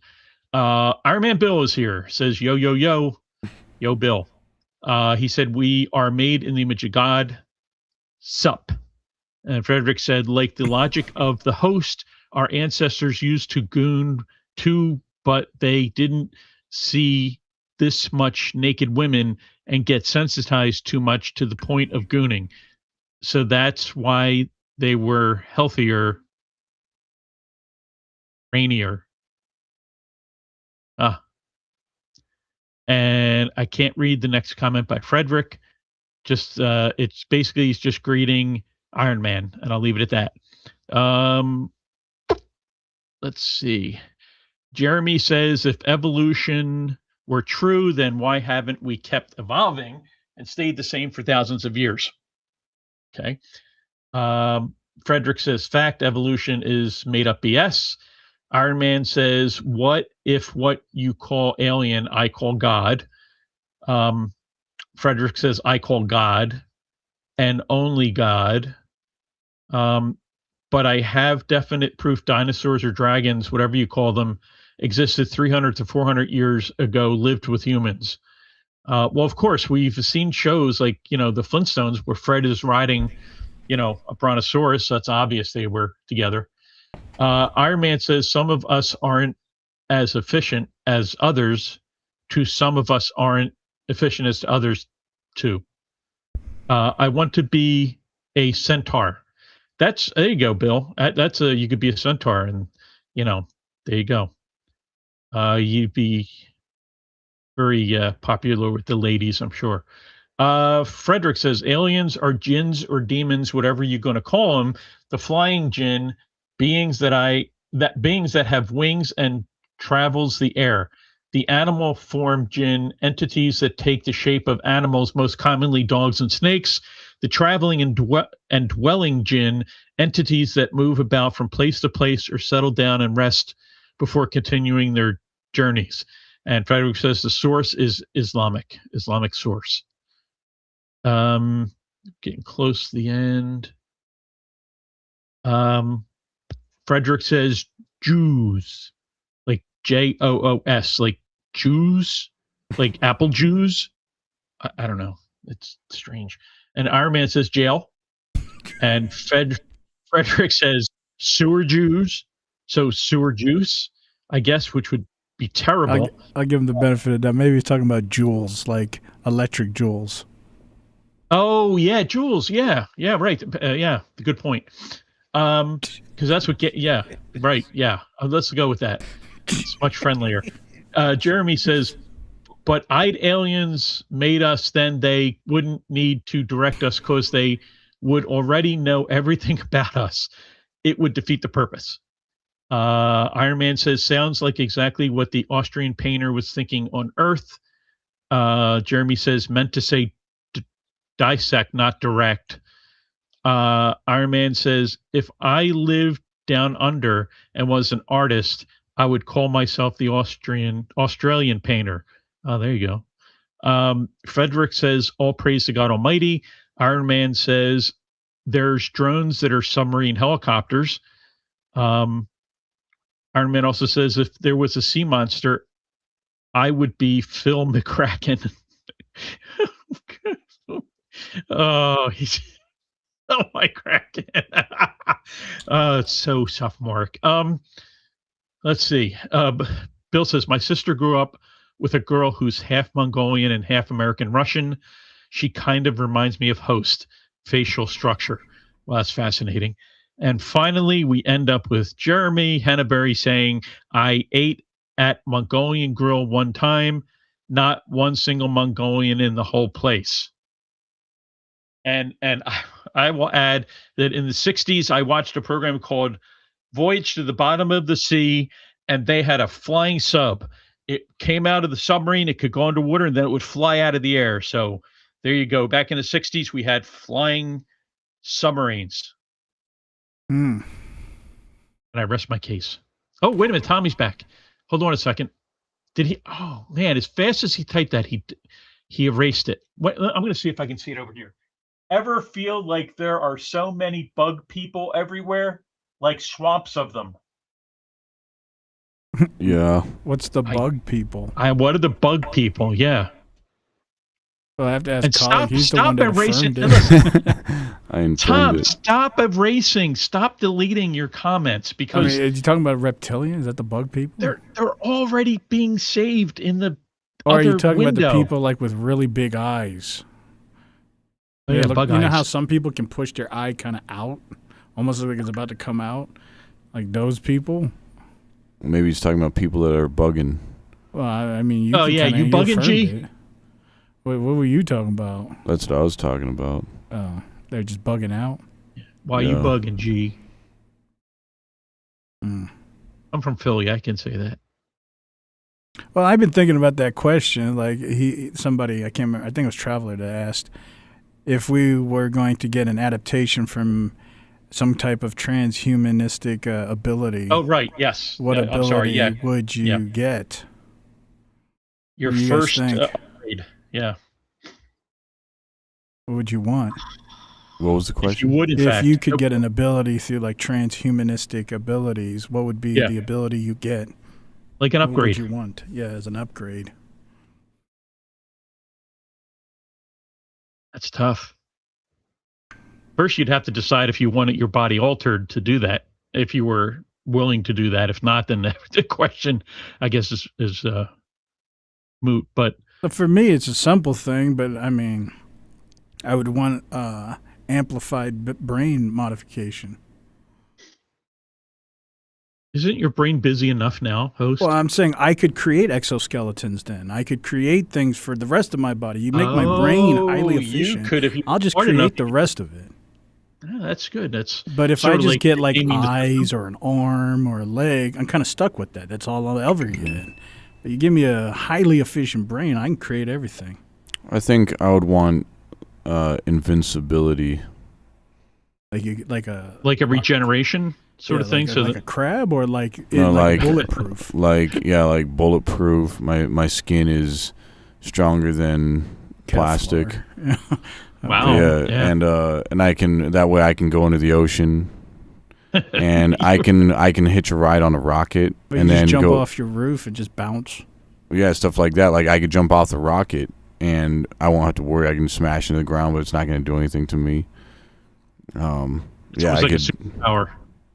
That's what I'm saying. Like it'd be a cool. You'd just be able to go anywhere and everywhere. You can go to the heights of space, all the way down to the depths of the ocean. You don't think you eventually get bored of that? No, because there's a lot of ocean. Yeah, that's true. That's true. It goes down quite a ways. Yeah, I'd be on my Jack Sparrow down there, just walking. Yeah, I mean, if I had that ability, I'd probably do the same. It's curiosity. I want to see what it is. Just got to stretch my leg for a second. I'm still listening. Oh, Elders probably would get like infinite food or drink. I think he's going to go relieve himself. I'm just stretching my legs. I can still hear you guys. Yeah, he's covering his feet. He's covering his ankles.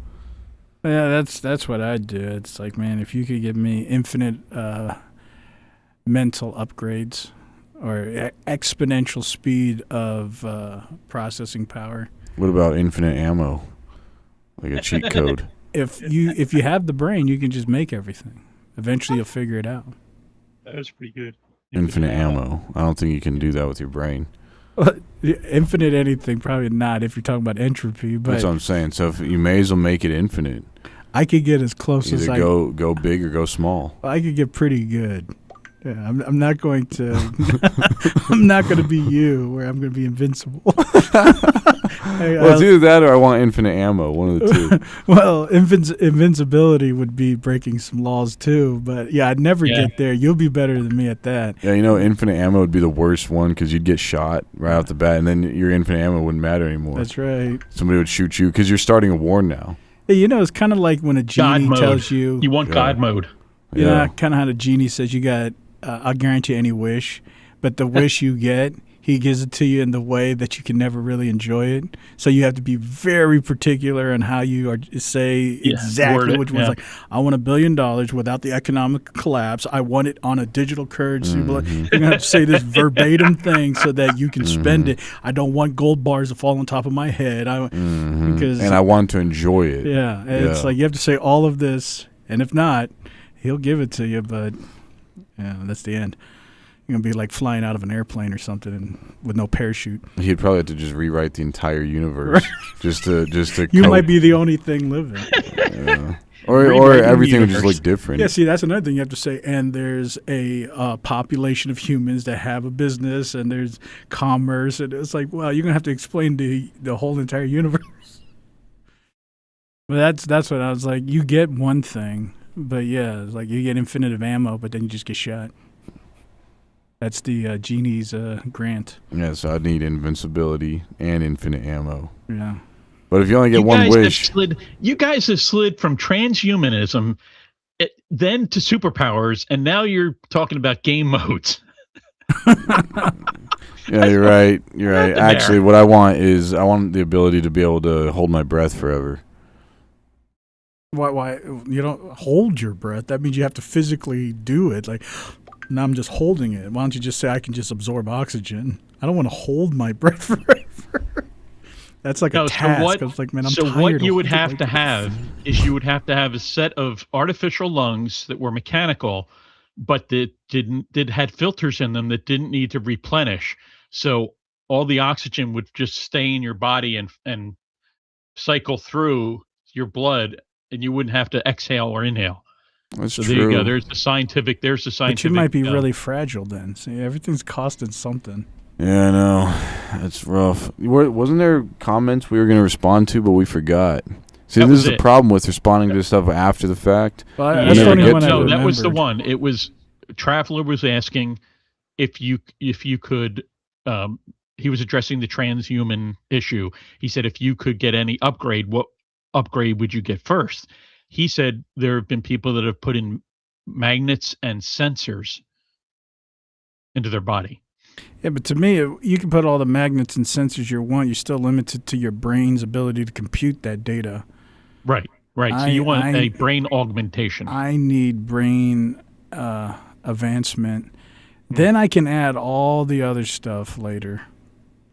I saw a video of a woman paying for something by swiping her hand. Apparently, she had an implant that connected to her phone, I guess. Well, in the UK, it's actually getting common for corporations to encourage employees to put these RFID chips in there so that it's the beast. Nothing like that, but so that they can. It's just more efficient for them because they are having all these restriction access points, blah blah blah. Yeah, sure. That's how they're going to sell it. It's just more convenient. Well, you already have a phone. I mean, what's the difference? I mean, if you really believe that idea, you already have a phone. Yeah, I know. I mean, we live with our phone like it's an implant. It's funny how people will interpret those things and say, well, you can't do commerce, you can't buy or sell. And it's like, well, there you go, right? But I mean, for that matter, that's a digital. How difficult it is to do anything in commerce without having a digital presence, right? Your banking is all digital online. You have a card, you do it through your phone. You're right. I mean, at the point now, it's almost like if you have an ID online, if you have a presence online, that's the mark of the beast. The beast is the internet. I mean, the mark of the alien. I don't know. But, yeah. I don't. I'm not a person that likes tattoos, so I don't like the idea of that. And I have nothing against it. People can do whatever they want. I don't like stuff on my body, so I would have a hard time with an implant because I would feel something in me, and I just have this probably a hyper compulsion to get it out of me. So I don't know how people feel because there's people that do that, like they put piercings like here and here, and it's like an implant piercing. It kind of looks like a horn, and they like that kind of stuff, and that's cool. But I would be like trying to get that thing out of me. Yeah, there's a lot of people who body modification they enjoy, and that's things cool. Like that. I would just feel like something's crawling in me or something. I don't know. I feel just thinking about it feels really weird that something is like permanently embedded. Yeah. Kind of like I would picture like if you had a stone in your shoe or something, it's like you just want to get it out of there. I imagine that's what it would feel like. Yeah, maybe. If it was a sensitive spot, I suppose. Yeah. Although there are people that they implant little like beads or whatever under their skin, and then it heals over, and they have these weird ridges. Yeah, I don't get it. It's just one of for some people. Those things that it would be difficult if they said you need to get this implant to work here. I was like, well, that's fine, but I don't think I could handle it. I think I just want to take it out. I think the key to body modifications is less is better. Less is more. I've seen some of those. Some people go way out the gazoo with it. I know, and I that's my point. It's like if it gets too far, it like one or two things I think is interesting on people. Like tattoos I don't have a problem with, and piercings and things. But I've seen people that they have so much, like they can't go through a metal detector anymore because, at the airport, they're done. You can't even take a flight anymore because you can't go through the metal detector. I think I have this strange compulsion about control, and it's just a weird idea of thinking that could control me or something. It's the unknown thing. But not only that, I can just feel it. It's like I would want to cut it out of me. It's like something's inside me. Yeah, an alien, just something not that's me. not biological. It's not, yeah. That's why I think it's weird that we... God bless you. All right there? Excuse me. That's why I think it's weird that we're always controlled. We have to sleep, we have to eat, we have to drink. We have to. Yeah, but it's interesting that those things are quasi-unconscious. Like, of course you're conscious, but they're kind of quasi-automatic. Like you just kind of just do it. Breathing, of course, that's fully, automatic. But like eating, you will eat. You cannot eat, but you will. And the process of digestion is pretty automatic. I mean, you don't think about digesting food. Yeah. All right, well, let's say just sleep. Mm-hmm. Why do we have to sleep? Why can't our bodies regenerate, cell regrowth, and all that stuff while we're walking and talking? Why does it have to wait till we go to sleep? Entropy, that's the answer. Well, I don't think, and I said this before. Cells die. I don't think we have to, but I think it's more efficient. Like autophagy and other things happen while you're sleeping. I think it's just more efficient as a creature that we sleep.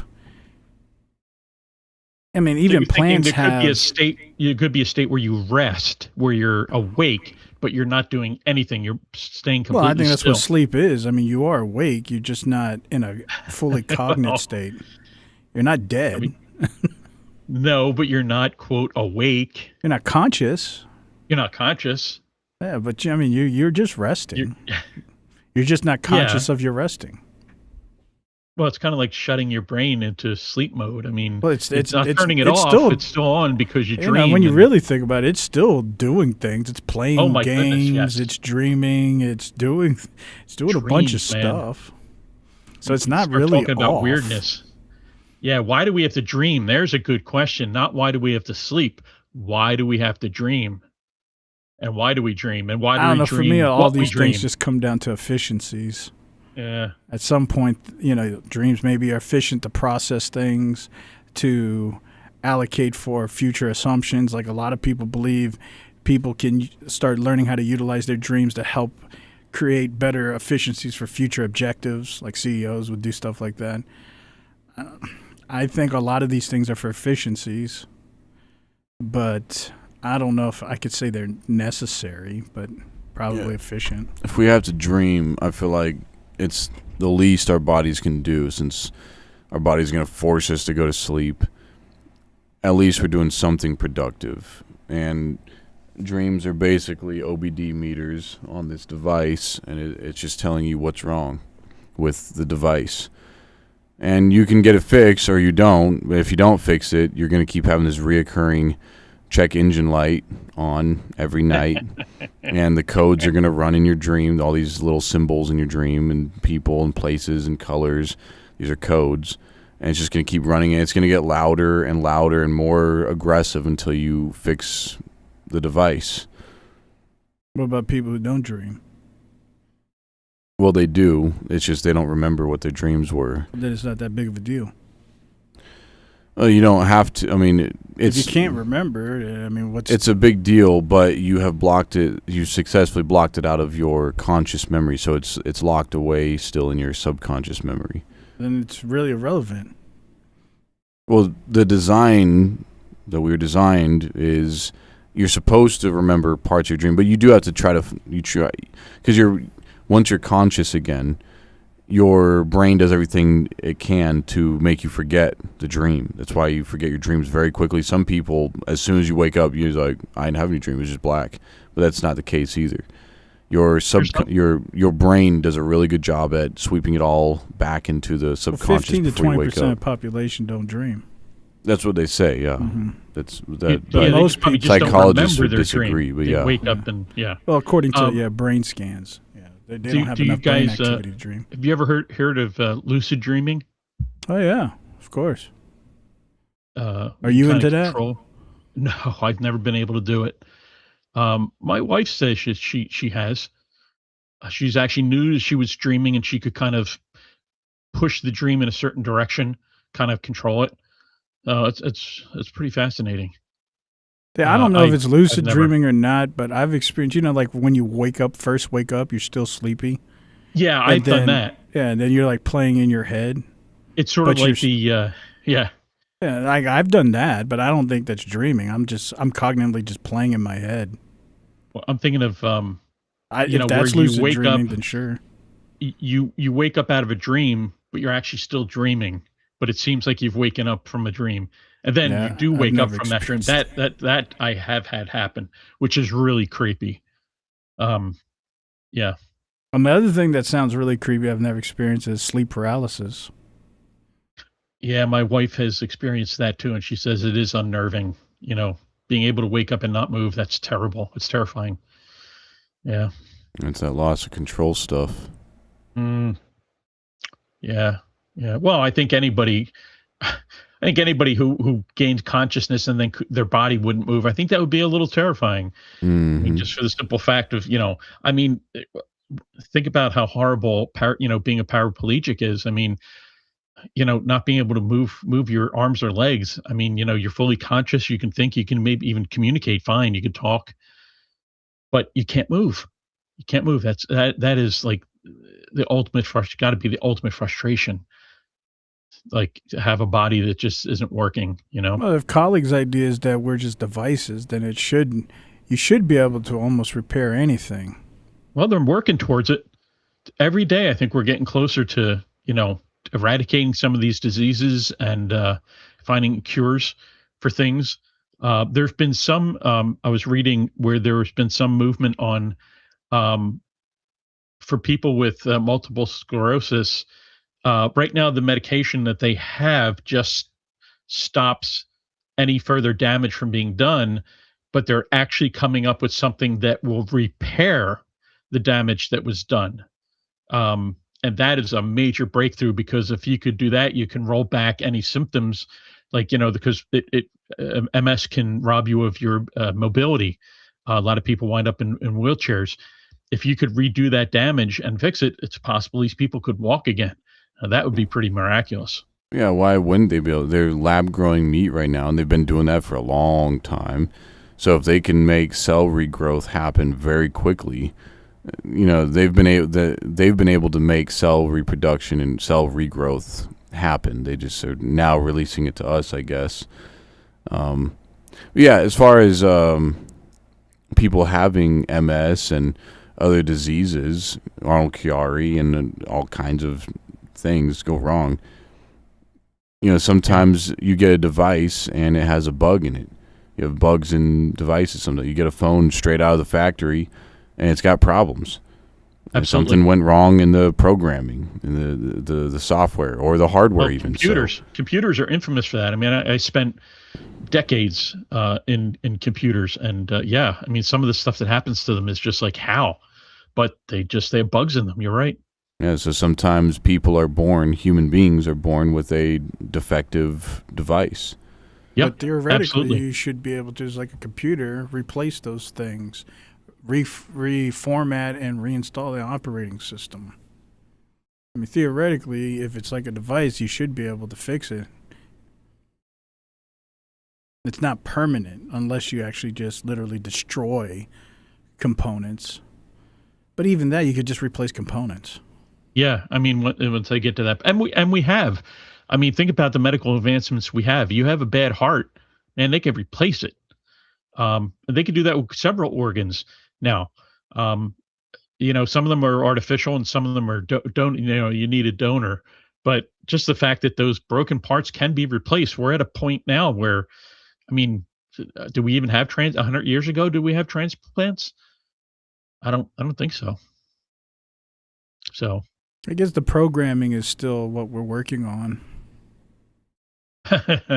Yeah, well, there's a lot of defective programming out there for folks, and a lot of people suffer with that. Our DNA and RNA. Well, I was thinking mental when you said software. I guess. Yeah. I mean, I see what you're saying. That's the what you call it, the operating system, or the what do they call it? That's getting old is a pain. Well, it's the root cause of firmware. It's the firmware inside the system. Yeah. But hey, we got some more chats. You want to read them off? I could, and I will.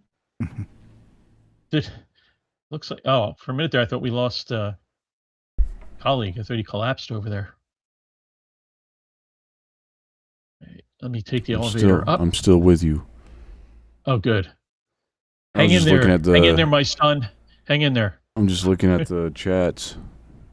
Well, I'm almost to the point where I'm ready to. Oh, all right. There's Phil McCracken. So we're good up to there. Oh, boy. Okay. Sometimes I can be very sophomoric as well. Iron Man Bill says Mudroach. No idea. Frederick says Bug's Life is a movie. That is true. Jeremy says my old brother-in-law looked like a bug. I still want to squash him. Noah says the internet is eternal, Tom, and welcome aboard, Noah. Good to see you, man. He says I have your touch log. I have your touch log. I don't know.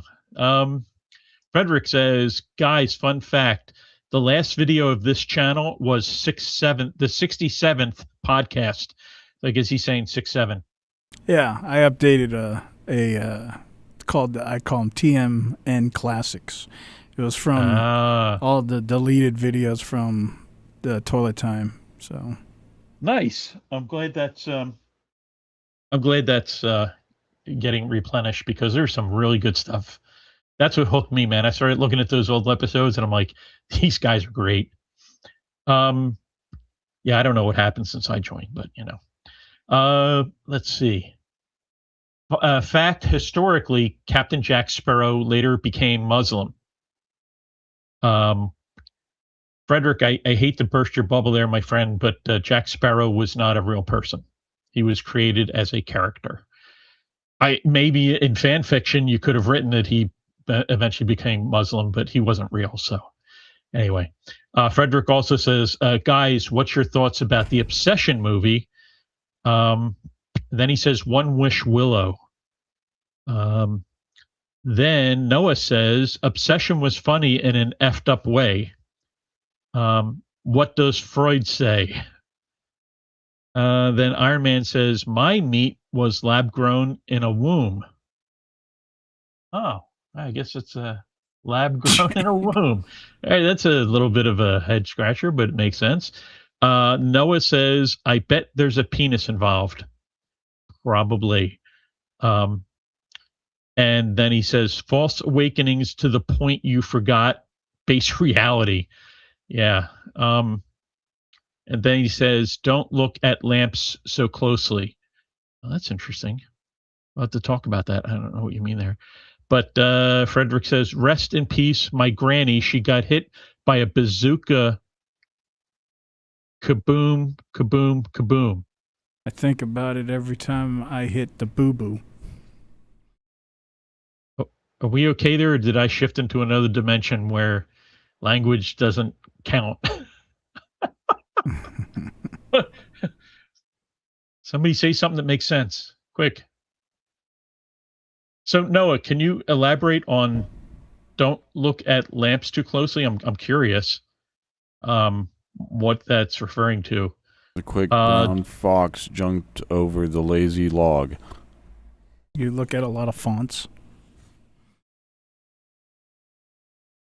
Oh, wait a minute. Is that like an Asian thing? No, that's the cliche statement of fonts. The sentence. Whenever you download a new font. Yeah. That's the sentence. What is? Yeah, because it has every letter in it from the alphabet. What does?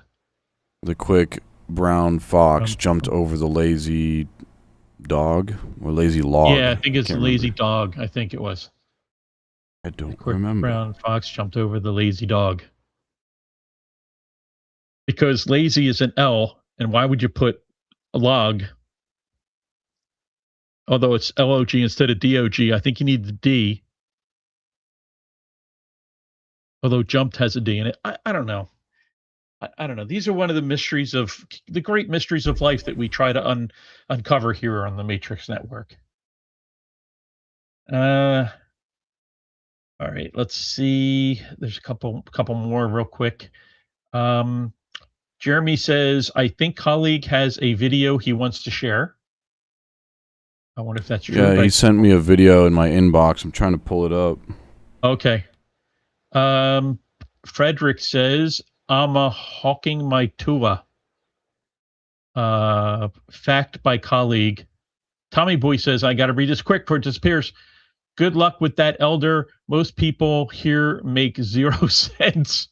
Well, excluding the long timers, but that's okay. He says, I love my lobotomy once per week. I'd rather have a bottle in front of me instead of a frontal lobotomy. How's that for some wisdom? Frederick says, including you, Tommy. And Tom says, true at Frederick. Is that the end? This is yeah, that's the end for now. Oh, okay. It's a lot of hard work doing this, man. I'm glad I make so much money. If it wasn't for the money, I wouldn't be here, man. So how are we doing with that video? Is that I'm still trying to find it. Okay. Just give me a minute. All right, so he's working on that. Well, okay, I found it. Oh wow. Okay, hold on. Quickly from Jeremy says, how many zombies would Rob Zombie rob if Rob Zombie could rob zombies? Wow. Today's program is definitely full of truths, man. Truths.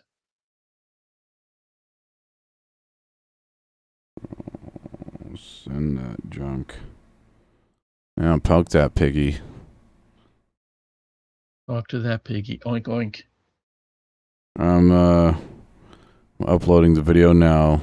Jeremy, help is on the way. Tom says, I'd like to shorten it for you. That sounds like a threat.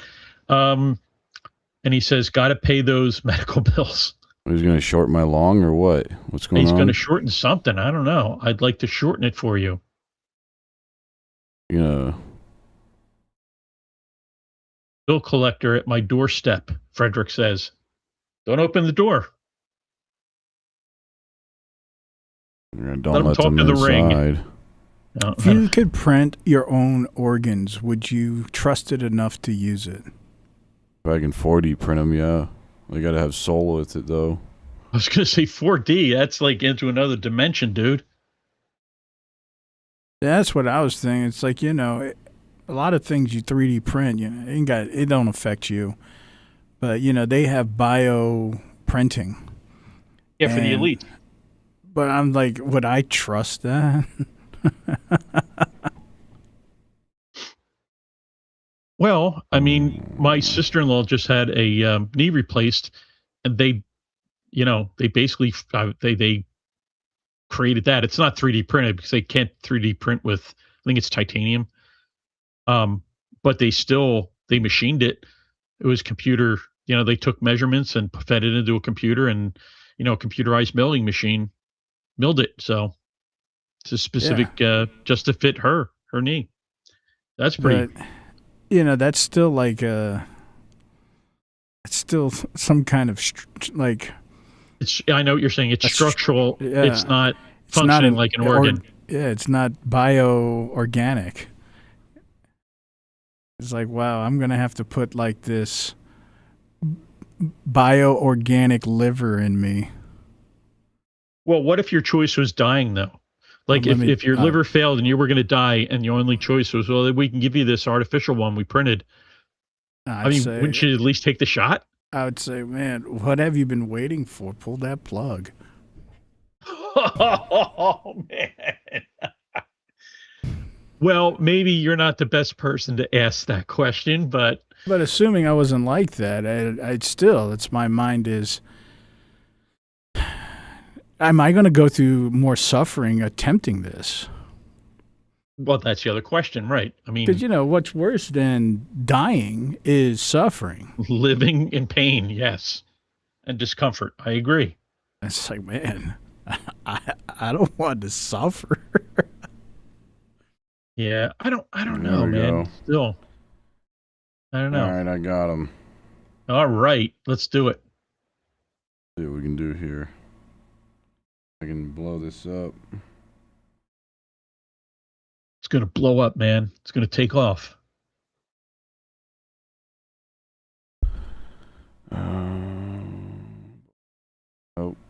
Oh. Phone's dead. You might have to play it on your end. Where is it at? It's just in the general. I sent it to the general. How ironic. So anybody could look at it in the general. You can go to the general and you could save some time if you want. Yeah. Colleague, how ironic that the phone died after discussing bodies and phones. I know, right? It wasn't sleeping. Phone died. Yeah, that's interesting. That's just how the cookie crumbles, unfortunately. Yeah, just clean up the crumbs. It's okay. There's no two ways about it. It's when you lick your finger and then pat it in the crumbs so that you can eat them. Yeah. It's like when you lick your chicken. Every last drop. Mm-hmm. Yeah. The turkey crumbler. Finger looking good. Oh, this is Jeremy Henneberry sweeping. He connected the broom. Raises, dog. Making big bucks. He connected a broom to the a reach unit. Forklift. Yeah. So he's sweeping. I got to admit, that's actually kind of clever. Yeah. Look at that. Now you them raises, dog. Making big bucks. That boy's taking out the trash. He's sweeping the nation. It's innovative. I drove a forklift. Never thought of doing that though. Are you forklift certified? I was many lifetimes ago. I could still operate it. I mean, I know how to operate forklift. Some of the you got to be real careful about weight and balance and things. A lot of physics involved. But I was pretty good at finessing the forks. I had a very good touch, very light touch. Were you gentle enough? I was very gentle. I was gentle. I could do some pretty cool stuff with that forklift. Yeah, I'd like to see you do some tricks on it. Yeah. People were pretty amazed with me handling it until the one time when I accidentally crashed through a partially raised garage door, roll-up door. Yeah, that wasn't so good. Yeah, you can't do that. No, I had the mast raised a little too high on the forklift and was going in and out, loading and unloading stuff outside to inside, and the door was put down. I think it was real cold out, and some of the employees in the building were thinking, "Oh, we want to keep closing the door because it's cold." And I think, unfortunately, they closed it. I wasn't thinking about it. My mast was up, and boom, I drove right into it, ripped it right down. They thought you would have already shrank the unit for the cold weather, but you didn't. No. The unit was up. That sucks.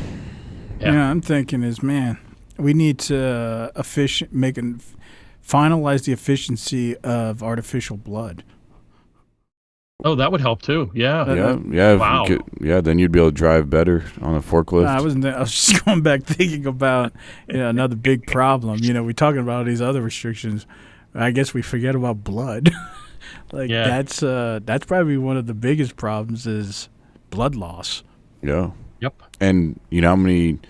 It's a good thing you brought that up because how many forklift incidents are due to people passing out on the job? I don't know about any forklift men. They just conk out and they're gone. But man, if we could have blood on tap. Oh, then vampires would be happy. Well, I'm just thinking, man, that would itself cause us to live a long time if we could just not worry about it. Somehow we don't have to worry about blood type. We could have an artificial blood that's adaptive to every proprietary blood type, and it's on tap. That's how vampires live forever. Yeah. Yeah, they got it tapped out, man. I'm not thinking about that. I'm just thinking about... Oh, you're still on the forklifts. No, I was thinking about earlier, like, what are the restrictions of humans? There's probably one of the biggest one is just blood. But you need it everywhere. You need it in your brain, you need your organs, you need it everywhere. It's just... And we lose it very easily. Yeah, very easily. It doesn't take much, like just cut at the wrong vein and you're out of here. Yeah, you're like but if you could just replenish the blood, because it's so expendable, even though it's draining out, they'll give you enough time to go to the hospital, and that would just you would make it. I lose a lot of blood a whole week every month. I lose a lot of blood. Do you use wings? No, I just use toilet paper. My nose bleeds a lot, especially your nose. In the dry times. Yeah, what did you guys think I was talking about? I was just thinking about. I was picturing in my head. Maybe you were. You have maybe like a cycle of nosebleeds. Yeah. Or maybe you had some lady parts. Yeah, well, sometimes me and my buddies get together and we cycle up too. Sink. Yeah. I heard. I heard that if you have a really bad nosebleed, you could stick a tampon up your nose. Yeah, I mean, you could.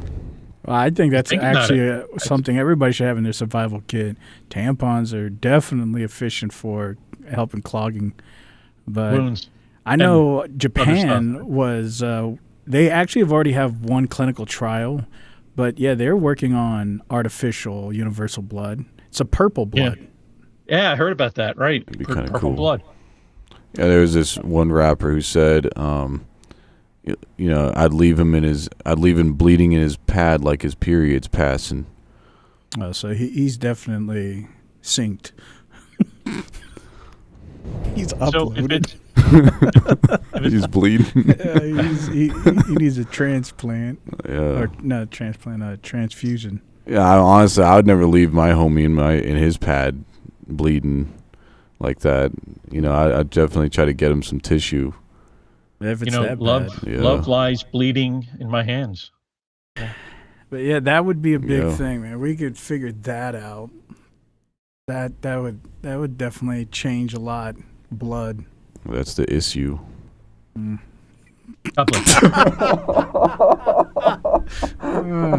It's like a tissue.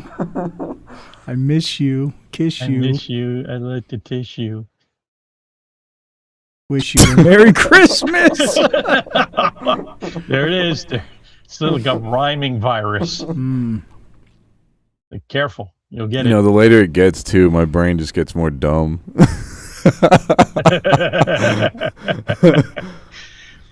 Wait a second. If I'm not mistaken, there's a time difference. So that's scary because I'm much later than you are.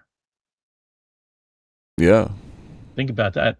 But you're in the same That'll moment. play with your mind. Like, we're in the same moment together, but my clock says something different than your clock says. Your clock's fake. That's pretty weird. Yeah. Yeah, it's fake news. Don't look at the clock. It's fake news. Well, you're not the only one clock blocked. Our clock doesn't work over here either, so. He's inspecting his clocks. Our clocks are definitely, but they're running now. Well, you know that the advantage is even a broken clock is right twice a day. Unless it's digital. Which is what we have. That's why we've been blocked. Yeah. We're on this. That's why it's important. You see, everybody gets on this digital thing. It's important to have analog, man, because stuff goes bad and, you could still. Why don't you just get a sundial? Right twice a day. What if it's cloudy out? Well. Oh, yeah. That's like solar power. All these people want to put solar panels up on their house. Yeah. Well, what if it's rainy and cloudy for a few days?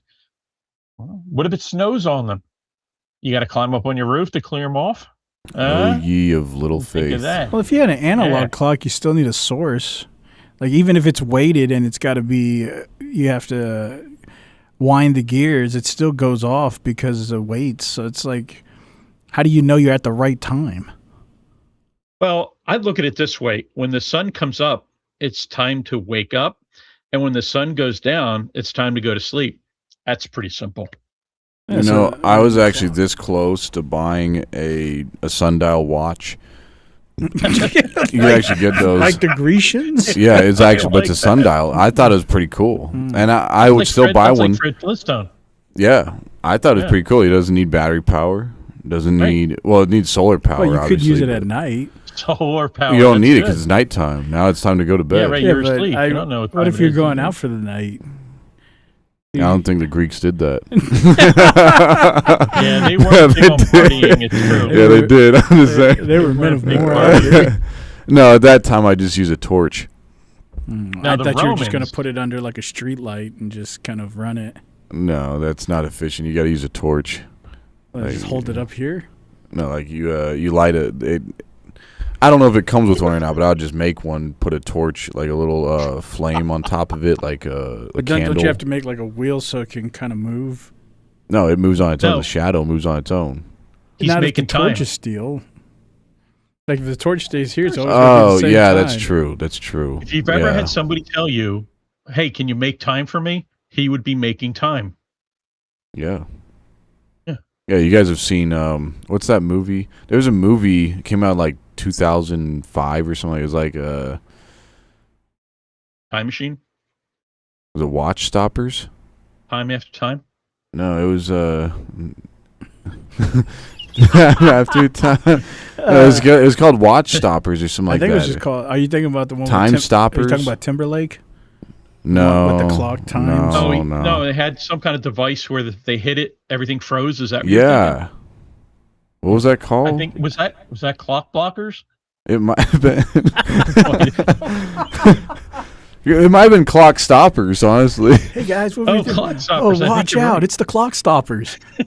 Yeah, it's Clock Stoppers. But, yeah, okay, wow, I was almost right on the money too. It's a 2002 movie. They should have called it Clock Blockers, honestly. I think that was the term. Well, see, blockers imply that they're coming at you. Yeah, they're blocking the clock. But Clock Stoppers means we're ending blocking the clock. Yeah.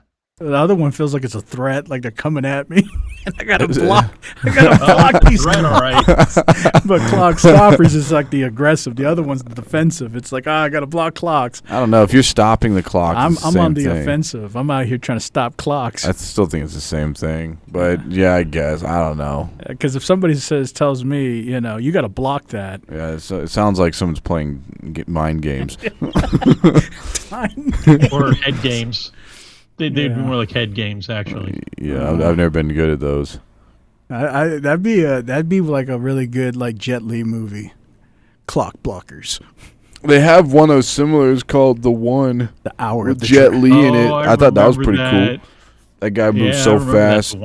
He'd give you whiplash. It's like The Hour of the Dragon, Clock Blockers. That was actually a cool concept. I just don't think it was done well enough in that movie. But the fact that there's infinite universes, and there's one of you in each universe, and if you can cross into the universe and kill the one there, you gain that power. Until the fact, if you're like the only one left, you're like a supreme being. Just an interesting concept that it didn't seem to play out very well in the movie, but I like the idea. Well, why don't they just make the idea if you kill a person, you get their power? That's what he's saying. That's but it's you in an alternate dimension. Yeah, though. It has to be that's one thing. I was like, but if you just kill somebody, you just get their power. It doesn't work that way. And then if somebody kills you, you get all the powers they've accumulated. Oh, I think that was called Highlander. Is that a movie? Yes. Okay, so somebody already did that. Sort of. They were these eternal sort of warriors that they had this contest where if you faced one another and you defeated the other person, you had to cut their head off, you would gain their power until ultimately there's only two. And then once they dueled and there was one remaining, he got the ultimate power. It was a pretty cool movie, actually. Look it up sometime, Highlander. Don't watch anything after that, but just the original Highlander movie. It's really cool. I was just thinking, like, just as a human species, every time you kill a human, then you get all their abilities. I'm sure something's been done like that. I'm sure there's a story out there. So it'd be like super purge. Like It'd be like Thanos or something. Like every time you kill someone, you all of a sudden get this new superpower. Well, it's just whatever. But if you want to make it real, you also got to get the bad things. I was going to say, like, their debt. Or like their real heavy desire for, like, some weird fetish or something. Yeah, like if you killed Jeffrey Epstein. Yeah, right. Like some weird fetish. Oh, right. That would like be now problematic. you really like pedophilia or something. Yeah. Like you got to get it all. You're like, oh no, no, I actually what like would this be his stuff. power, no. So you might actually now say, well, I don't want to kill this person because I don't want that. No. Yeah, but how do you know? You might kill somebody thinking that. Yeah, you're well then now you have to deal with it, right? Now you're gonna have to go kill somebody that can counteract that. Oh, it sounds like you're writing the story as we're sitting here. I mean, I feel like there's a plot developing to a story. You should make it, Elder. Have either of you guys ever written like fiction? I know, colleague, I know you've written some stuff, but that was reality based. And so have you, host, I recall. But have you guys ever written fiction? I don't read fiction. I save that for watching. Like fiction for me seems like movie stuff. I can't read it. I'll fall asleep if I try to read it. Only fiction. Well, how about like listening, like auto? How about like an auto book or something? Can you listen? No, I can't. Only fiction I write, which I have either. a lot of it. They're like little parables, like little poems and parables. And I'm not talking about like some kind of like spiritual sense or something, like analogies of things, but it's like a story. Huh. Okay, cool. So you guys aren't like into science fiction or fantasy or anything like that? Okay. Well, I'm into good concepts, like a good story. I don't mind a good story, but I don't want to read it. I'll fall asleep if I'm reading a story.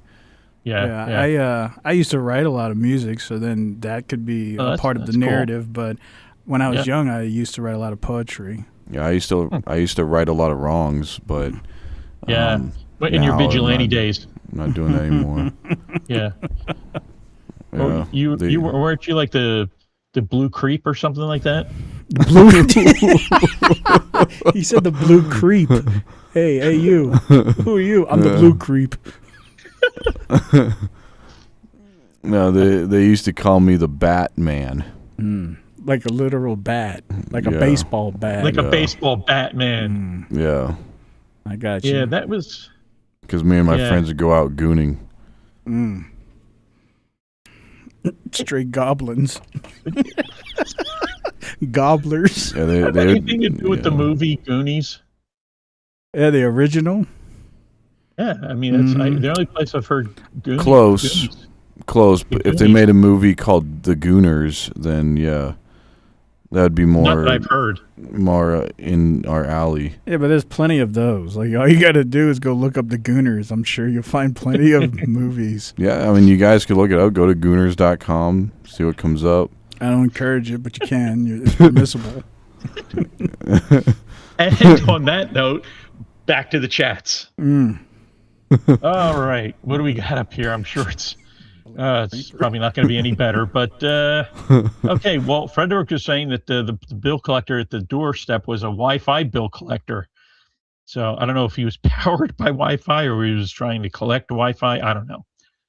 Jeremy says, I'd print like 5 more livers so I could go back to drinking again. Stealing everybody's Wi-Fi. There you go. Frederick says, I will 3D print money. So that it feels real. There you go. Noah says, Reddit copy pasta. A guy lived a whole lifetime in a dream. Wife, kids, and all. Then he looked at a weird lamp too closely and woke up.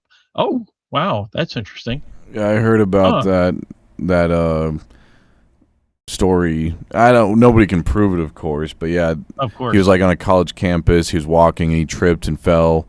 And he hit his head really hard, and he got up.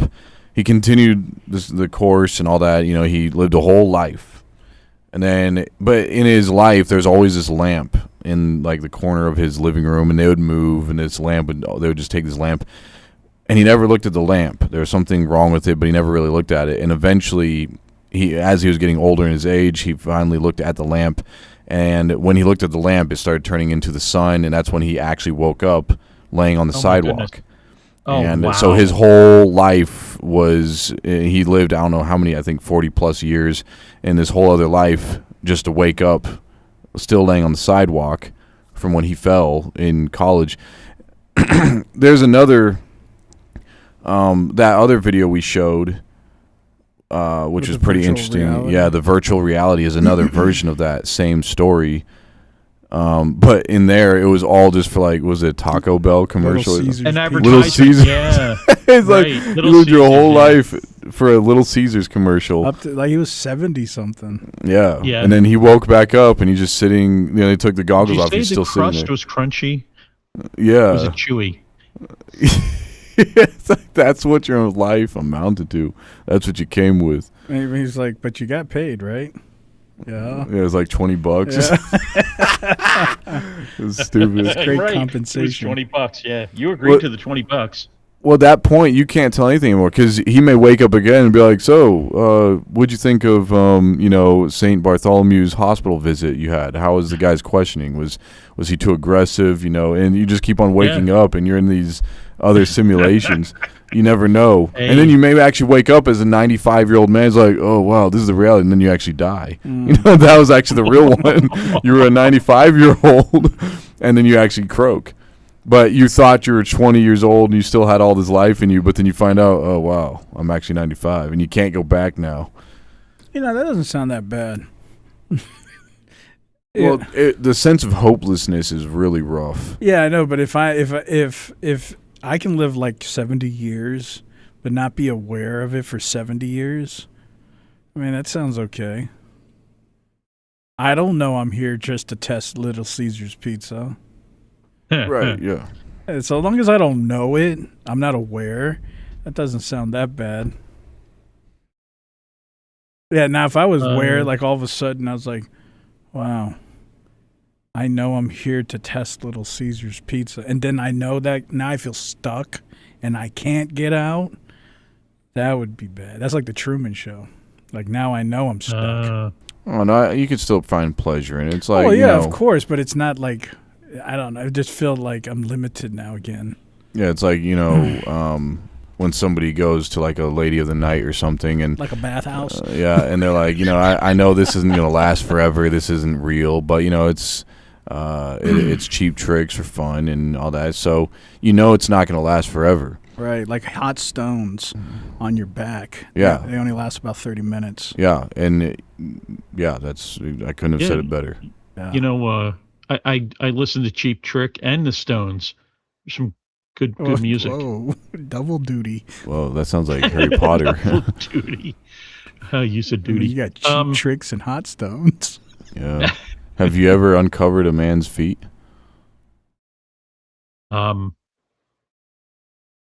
You got me. No, I haven't. Have you ever felt the warmth of another man after they got out of the bed and laid in it? We're getting really deep now. Yeah, that's pretty deep. Have you ever been with a man who had his tonsils removed twice? I have felt the warmth of a woman after she has left the bed. Did you go and lay in it to feel her warmth? Who wouldn't? I mean, everybody has their thing. Hot stone, cheap tricks. Hot stone, cheap tricks. That's sounds like a good name for a bordello. Hot stone, cheap tricks. Have you ever put a bare foot on your stomach? I've never been that close to a bear. No. Have you ever felt the warmth of a bare foot rubbing against your stomach? These questions are unfortunately becoming a little too intimate for my taste. I'm not at liberty to discuss. Do you like the warmth of a hot palm on your eye? This feels like we're in a simulation. I don't know. Hold on. Wait a minute. Like a Hot Pockets commercial or something. That feels okay, I guess. I feel like a pirate, but All right. So listen, guys, what I discussed earlier with you, I need to run. I've gotten the call, so I need to go. But yeah, so I just want to say thank you, everyone, for the chats. If you guys want to finish the chats, please feel free. There's some good stuff in there. And Jeremy, I never stabbed a man with my forklift. I just want to add that in there. And yeah, I guess I'll catch up with you guys later, right? All right. See you Yep. later. Sounds good. All right. Catch you on the flippity later, flip. folks. Flippity flip. Flip. Oh. It's a good thing you're wearing clothes. It'd be like It's just, hey. It'd be like one of those, how people, they were in suits, but they have no pants on. But, they're doing like a newscast. Mm-hmm. Yeah, it'd be perfect. I'm going to have you naked by the end of this song. But, yeah, warmth is another one of those things. Like humans crave warmth. Mm-hmm. Yeah, it can't be too hot, too cold. There's a lot of stipulations that we have to follow to just live here. Yeah, we're not cold-blooded creatures. That was probably one of the biggest draws for me a long time ago for the flat Earth community was the fact that they were pointing out that, like, I'm not a flat earther, but it was probably one of the most appealing things, because they're like, why can't we just get on a boat and sail all the way to the end? You're surrounded by water, so you'd think I could just drink all the water I need. You're surrounded by food, fish, and all this, but it's not as simple as it seems. Everything seems too perfect, where it's like an illusion that we can go out there, but you try and you can't. You're bound by your very limitations. You can't drink salt water. Well, you're also bound by circumstance and the environment. Like, even if you could, how you're going to sustain if there's like a rogue wave in the middle of the ocean? It's not real. Yeah, and coincidentally, to get to the edge of the Earth, if it's flat, you have to travel across this mass salt water sea to get over there. So it's interesting. And then not only that, even if you do go all the way across, there's military waiting for you. Well, the military will not let you go to a certain point. Assume that there isn't. You're going to now have to cross, I guess, this wall. Right, yeah, that's the other thing. There's a massive ice wall, so even if you did make it, you're not getting across this ice wall that they claim goes all the way around the disc. Assuming it's like, let's say, 200 feet high. So how are you going to get up there anyway? Yeah, no. Yeah. Then when you get up there, who knows how far it is? Yeah. Because if it's cold, if it's an ice wall and it's cold already at the bottom, it's going to be even more cold at the top. You're not going to be able to, there's no amount of clothing you're going to be able to, like people struggle with Mount Everest. There's no way you're going to climb that ice wall if it's, so you just, and people have tried to take plane, but there's not enough gas. They don't have enough gas. So yeah, there's just a lot of weird, interesting coincidences. Even if it's not flat, even if the Earth is not flat, if it's a globe Earth, everybody still has to deal with the same problem. If you want to go, no matter where you are on the Earth, if you want to go down south, you have to Antarctica. You have to travel across this massive sea, and you're still going to be met with the military and all this. They're going to shoot you out of the sky if you have a plane. They're going to sink your boat if you have a boat. They don't mess around with that. You're not allowed to go anywhere near Antarctica. So whether it's flat or not, it makes no difference. It's just, but yeah, we're bound by our physical limitations. And on top of that, the military is going to make sure that you're really bound. You're not going anywhere. And on top of that, you're bound by environment. Yeah. Well, that's what I meant by the physical limitations. Yeah, the environment will not let you go my body past is that. one thing, but then there's external environment, and then add the environment, amplify circumstance. So one thing is just the ocean. That's an environment. Now create a circumstance in the ocean like a rogue wave or a typhoon or something. Which always seems to happen, of course. Sure, yeah. Yeah. So even Christopher couldn't do it if he wanted to. And I'm not talking about Robin. Well, maybe in those days it was a lot more easier, maybe because they didn't have the technology to modify. to modify the circumstance and environment so it's a lot more organic. Magellan. Yeah. Yeah, I mean, that's a possibility. Nowadays, yeah, it just seems like you can't even dream like Christopher. No. You ain't getting no Mayflower over there either. It'd have to be some kind of winter flower. Or a sunflower. Yeah, something. Yeah. But you're going to need something different. You're not going to be able to hack it. Yeah.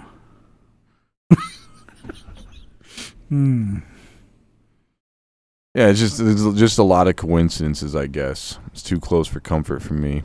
Seems designed. Some reason I just had this vision of having one of you remember Ghostbusters and that big marshmallow Michelin Man? Yeah. And it's like if you could just float. You kind of like, you know how you picture when you're on the ocean or in the water and you're just floating and you just travel along with the current. Yeah. If I could just do that like in a Michelin jacket and just fly, hovering around. Well, the current will never. That's another thing. Current will force you to go back to shore. And even if you get away from the shore of your coastland, it's going to force you to the shore of a distant island or something. It's going to put you on the shore somewhere. It's never going to put you in Antarctica. Well, that's what I was thinking. If you could float in the sky, like a Michelin. Oh, I think you meant float, like on the water. I was thinking like fly, like this guy floating in the sky. Yeah, but they'll fill you full of holes as soon as you get too close. Yeah, I know. I was just thinking like I was just dreaming. Yeah. Like that'd be. I think that'd feel more safe, but then there'd be a hurricane and thunder and lightning, and then I wouldn't feel safe anymore. That's I just don't understand. This is what doesn't make sense with evolution is why did we evolve this way and not in a more efficient way? I know a lot of geneticists will say this is the most efficient way to evolve, but I think that's debatable. Like, we could have evolved in different ways because we're in different climates. Well, it could be because of the proclivity of tools. Like, we are the most efficient creatures to maximize tools. And tools is a very unique thing. It's an abstractive, like, external adaptation. It's so, like a hammer. It's like you just added a limb that you didn't have. Somehow we have this weird ability to create external limbs and functions, tools. And it could simply just be that that's what maximizes is through this design, it maximizes tools. And tools is the key to advance a species. You can't just do it on your own. You have to create tools. Yeah, and you have to wrap your tools too. Otherwise, they get bad. You got to protect your tools. Yep. Yeah. They get rusty and you can't use it anymore. Well, you make it out of Kevlar. Mm-hmm. Mm-hmm. Or else you make it out of stainless steel. I think you're gonna say or elves. or wood. You can make Stone Age tools as well, as long as you protect them. You make it out of Teflon.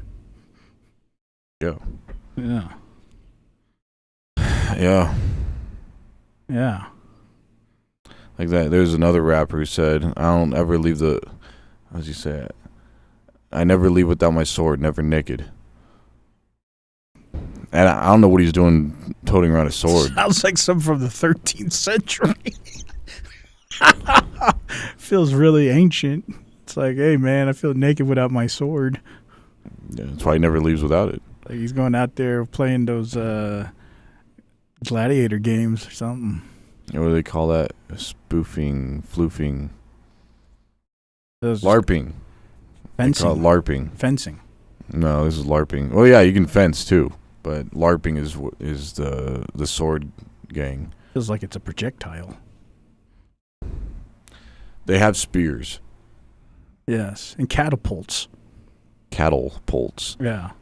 I don't know if they have those. I don't know if you have projectile weapons like arrows. I guess that'd be kind of cool if you brought bows and arrows to a LARPing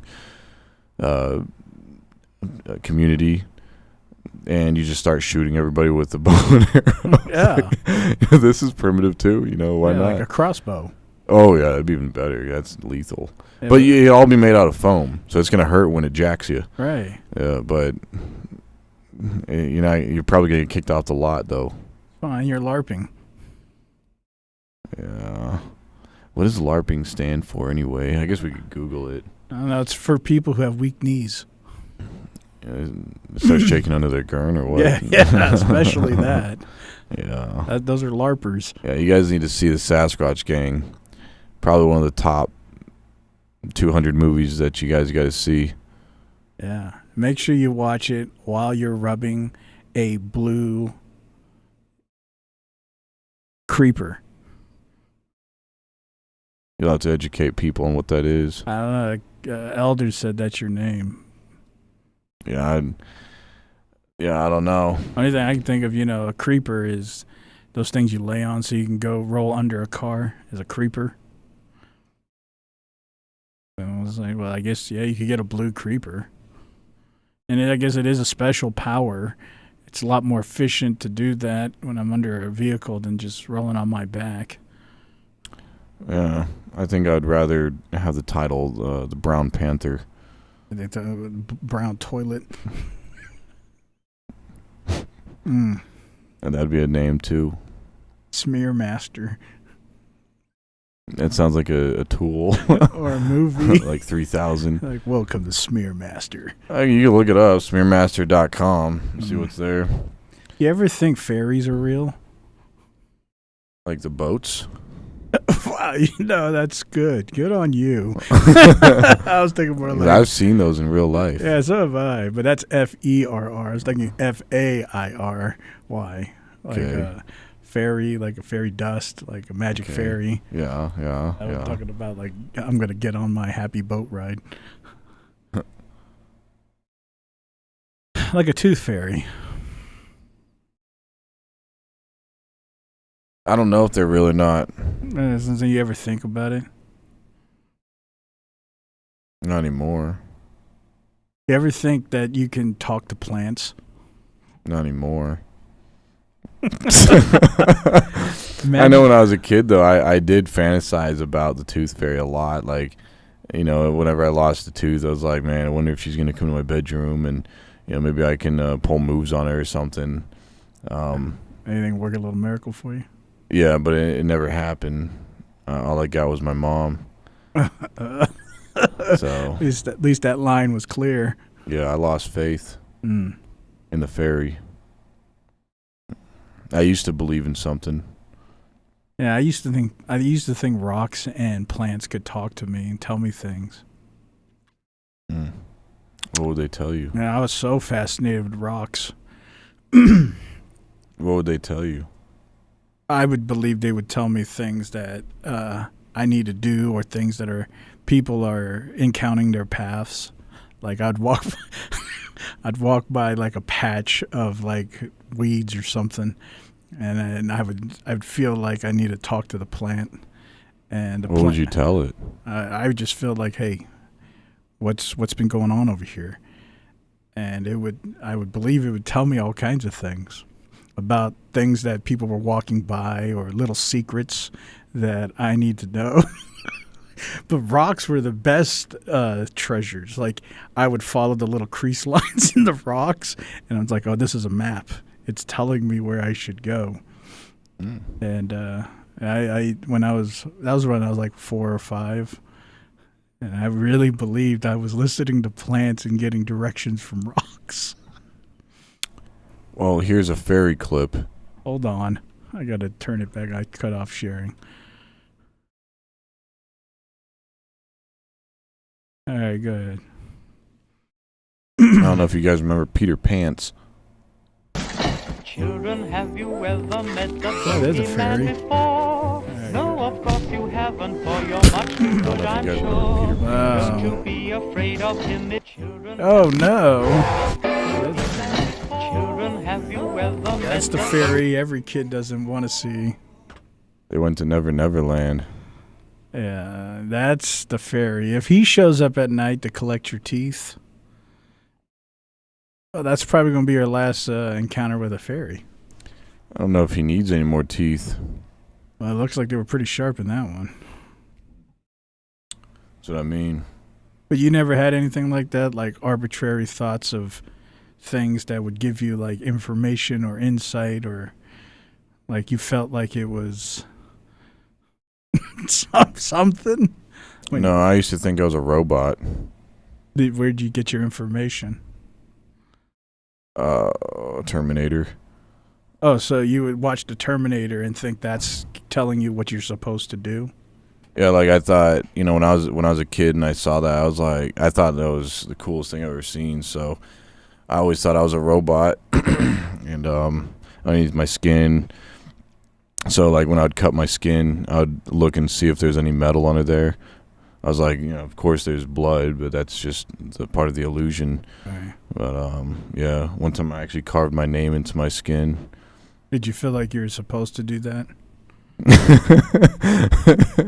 Yes. That's what I'm talking about. That's how I felt like I was supposed to do this. Where I was in Korea, there was a lot of dragonflies.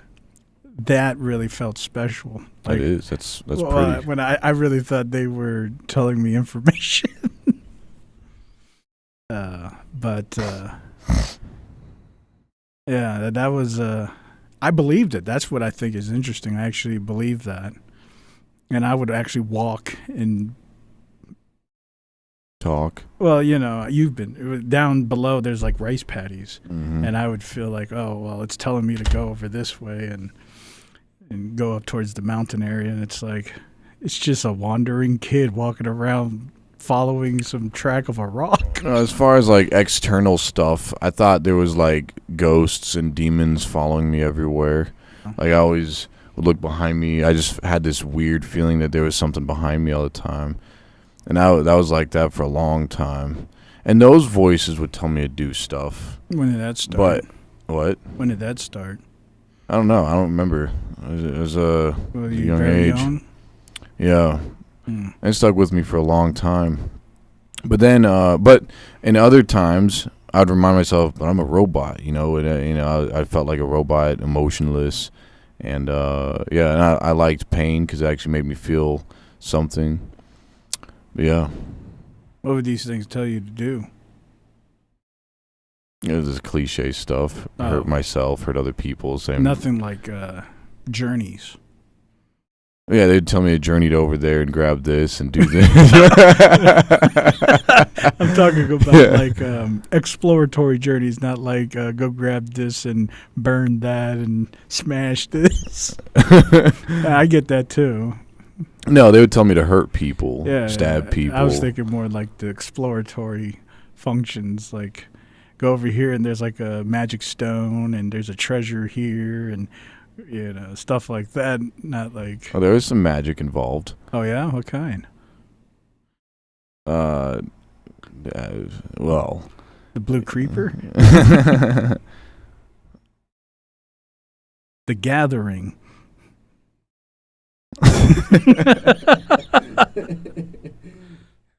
It was the magic of laughter. Okay, so you did meet a fairy. Yeah. That is FERR. Yeah, okay. It's FDR. Yeah. Yeah. Yeah, I didn't meet the laughter fairy. Well, you missed out. I have that song stuck in my head right now. That when they were just like, yeah, no, I do too, and I can see this Shark Man. Yeah. And Lava Lady. Yeah, yeah, it was a good time. How long were you a robot? Actually, I held that belief for a long time, up until I was like a teenager.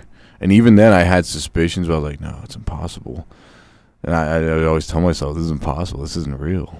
Did you think other people were robots too? Sometimes, but, I really thought I was. Like, if people are not, I thought I was unique. Right. Because I alone was possibly a robot. But I had my doubts. I didn't believe it sometimes. I lacked faith sometimes. You never try to figure out if other people felt the same way? No, because I knew they didn't. Everybody else was normal. Everybody else was normal. They had normal emotions. They had normal thoughts and experiences. Did you ever tell other people that you were a robot? No, I never told anybody. Till now. Yeah, I had the other experience. Like, I thought, of course, like every kid, we live in that solipsism world where we're special. But I thought, I need to go find other rock talkers and plant talkers. Did you buy the pet rock? No, where I was at, there's plenty of rocks all over the place. Yeah, but you could have had a pet. No, we had animals, but not a pet rock though. I thought they were magical. You had donkey. Yeah, I thought they were magical. I didn't think they were like living. They were like special. And I went to go talk to other kids like, hey, do you guys have these magic rocks too? And I was waiting for somebody to affirm so we can have this group of people who all had these abilities to talk to plants and get direction from rocks. But I never found that. What did you find? I started having fascination with frogs. So then I started talking to frogs. And I started putting them inside Coca-Cola bottles and bringing them home. And alive? I would just shove them in there. They were smaller frogs. This song is still playing in my head, like you walking down this I'm bottle. not even joking. I'm sure my mother remembers. But, yeah.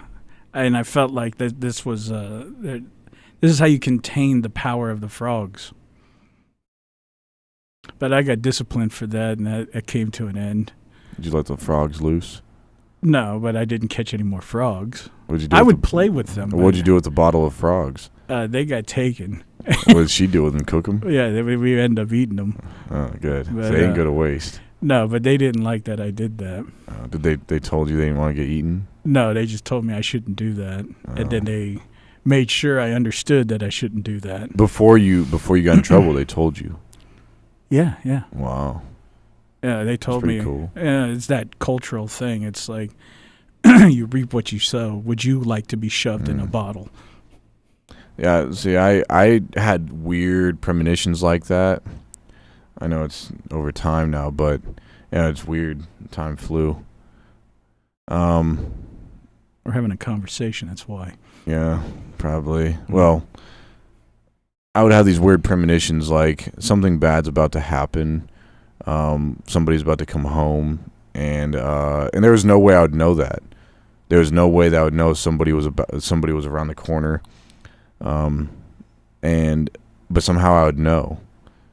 Like I would have these stuff. No, like I would have these voices would say, you're about to get hurt. Like Final Destination stuff. No, like there's actually voices like telling me something bad's about to happen. This is about to happen to you. Like and then schizoid kind of stuff. And then a few minutes later, it happened. Yeah, like somebody would almost say psychic, but I don't believe in all that stuff. But it was weird. I'd get these. So I don't know if the demons and ghosts and goblins were real, but so it is interesting. Maybe one man's frog is another man's demon. Well, I can say the frogs never told me anything that came out to be like something like that. It sent me to a new journey. Like my idea as a kid was I want to discover. There's things to discover in this world, and I need direction, and I'm not sure where I'm going. So I need something to help me on my way. And so then I'd find little things, and I believed that I could find the patterns in these things. And, of course, I'd create my own interpretation of patterns, and I would say, well, this must be the direction I need to go.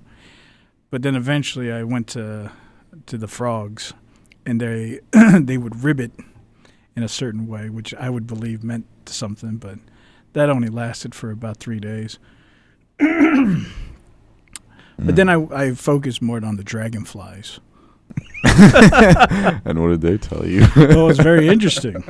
I would follow them. And I don't know if you're familiar with dragonflies. They fly fast, but they also fly slow. Mm-hmm. And sometimes some days I would get frustrated. So then I created a dragonfly shooter. So what I would get is these clothespins, and I'd take the metal out, And in the end of this little stick, I'd wrap with a rubber band, a clothespin, and then I'd tie the metal part of the clothespin and put it inside and put it on the tip. And I'd try to shoot these dragonflies because they wouldn't come back. And I was like, you need to tell me something. But they would die. So then I realized, well, I just enjoy shooting dragonflies. So I just started doing that for a while. And yeah, that was probably the end of all of that. Nature stopped talking to you after that? Yeah, I wasn't looking. I started going to other things, like more engineering type of things. Like, I wonder how this works. Let me break it. I was just into breaking things. Like, they would buy me a toy. I'd play with it for a day, and it's like, yeah, okay, I'm more interested, what's inside this? So I just start breaking stuff. I was just more fascinated with breaking things and how things worked. And then I was just fascinated with that pretty much the rest of my life, even to this day. I just want to reverse engineer things. I just want to break it. Yeah, I was kind of similar. Like, my mom would tell you the Korean word is pusha. It's like pusha, pusha, pusha. Yeah. The military does that too. They say push-up. Push-ups, push-ups. Well, my sister came home one time, and she had a whole basket. It was a big basket at the end of her bed, full of teddy bears and stuffed animals and stuff. And yeah, one day she came home, and it was just it was a basket full of cotton. It's just trash. It was just cotton, and there was skins in there too. We threw skins on top. No premonitions. It was just volition. Yeah. Forget the premonitions. It's volition. It was volitionally, premonitionally. Well, you weren't told to do that, right? You just felt like I just going to do it. It was fun. It was great. Right. Me and my brother, we yanked them. And then we put it all back. We put it all back in the box. So it was a massive box full of cotton and skin, because all the stuffed animals are skinned, and she got really mad because some of those were like passed down to her and all that. I think I gave her one of them for her birthday or something like that. But didn't matter. No. Oh God, God got cut. It's time to go. Yeah. You know what they say? Everything has its season. Yeah. Yeah. Yeah, the good Lord, He gives and He takes away. Or the good colleague. Yeah. Yeah. Well, anyways, that was fun going down memory lane, right? You know what's interesting is, I bet all our audience have these stories too. They just haven't had the opportunity to share them. They can get on the live. Well, now it's too late, but they could have gone live at any point. If you'd like to share some of your great childhood stories, come on next time. If not, we have plenty more. But I was gonna get on and be like, yeah, I was just playing with Legos. Like, I was a normal kid, I wasn't talking to fairies or dragonflies. I didn't have Legos yet. I had to come to America for that. Yeah. But well, that's when you started trying to get the blocks. Well, that's when, things were different when I came here. There was a lot more things. So now I saw complexity in a different way. In Korea, things are nature is very simplistic. So you try to find meaning. Over here, everything's so complicated. You can find patterns in literally anything, like wires and. You can find bricks. Yeah, you can find bricks and sticks and chicken and oil and everything else. Anyways, save that for next week. Hopefully you guys enjoyed this week's episode of The Matrix Live. Tune in this Saturday. We're going to have a great pre-recorded episode for you guys. But as always, hopefully you guys enjoy Elder. He had to jump out. He had a meeting to go to. And this fine gentleman here, that's colleague. And as always, I am host. And that was our story of the week. I don't even know what happened. Yeah. But that was weird. We will see you guys in the next one. We're out of here.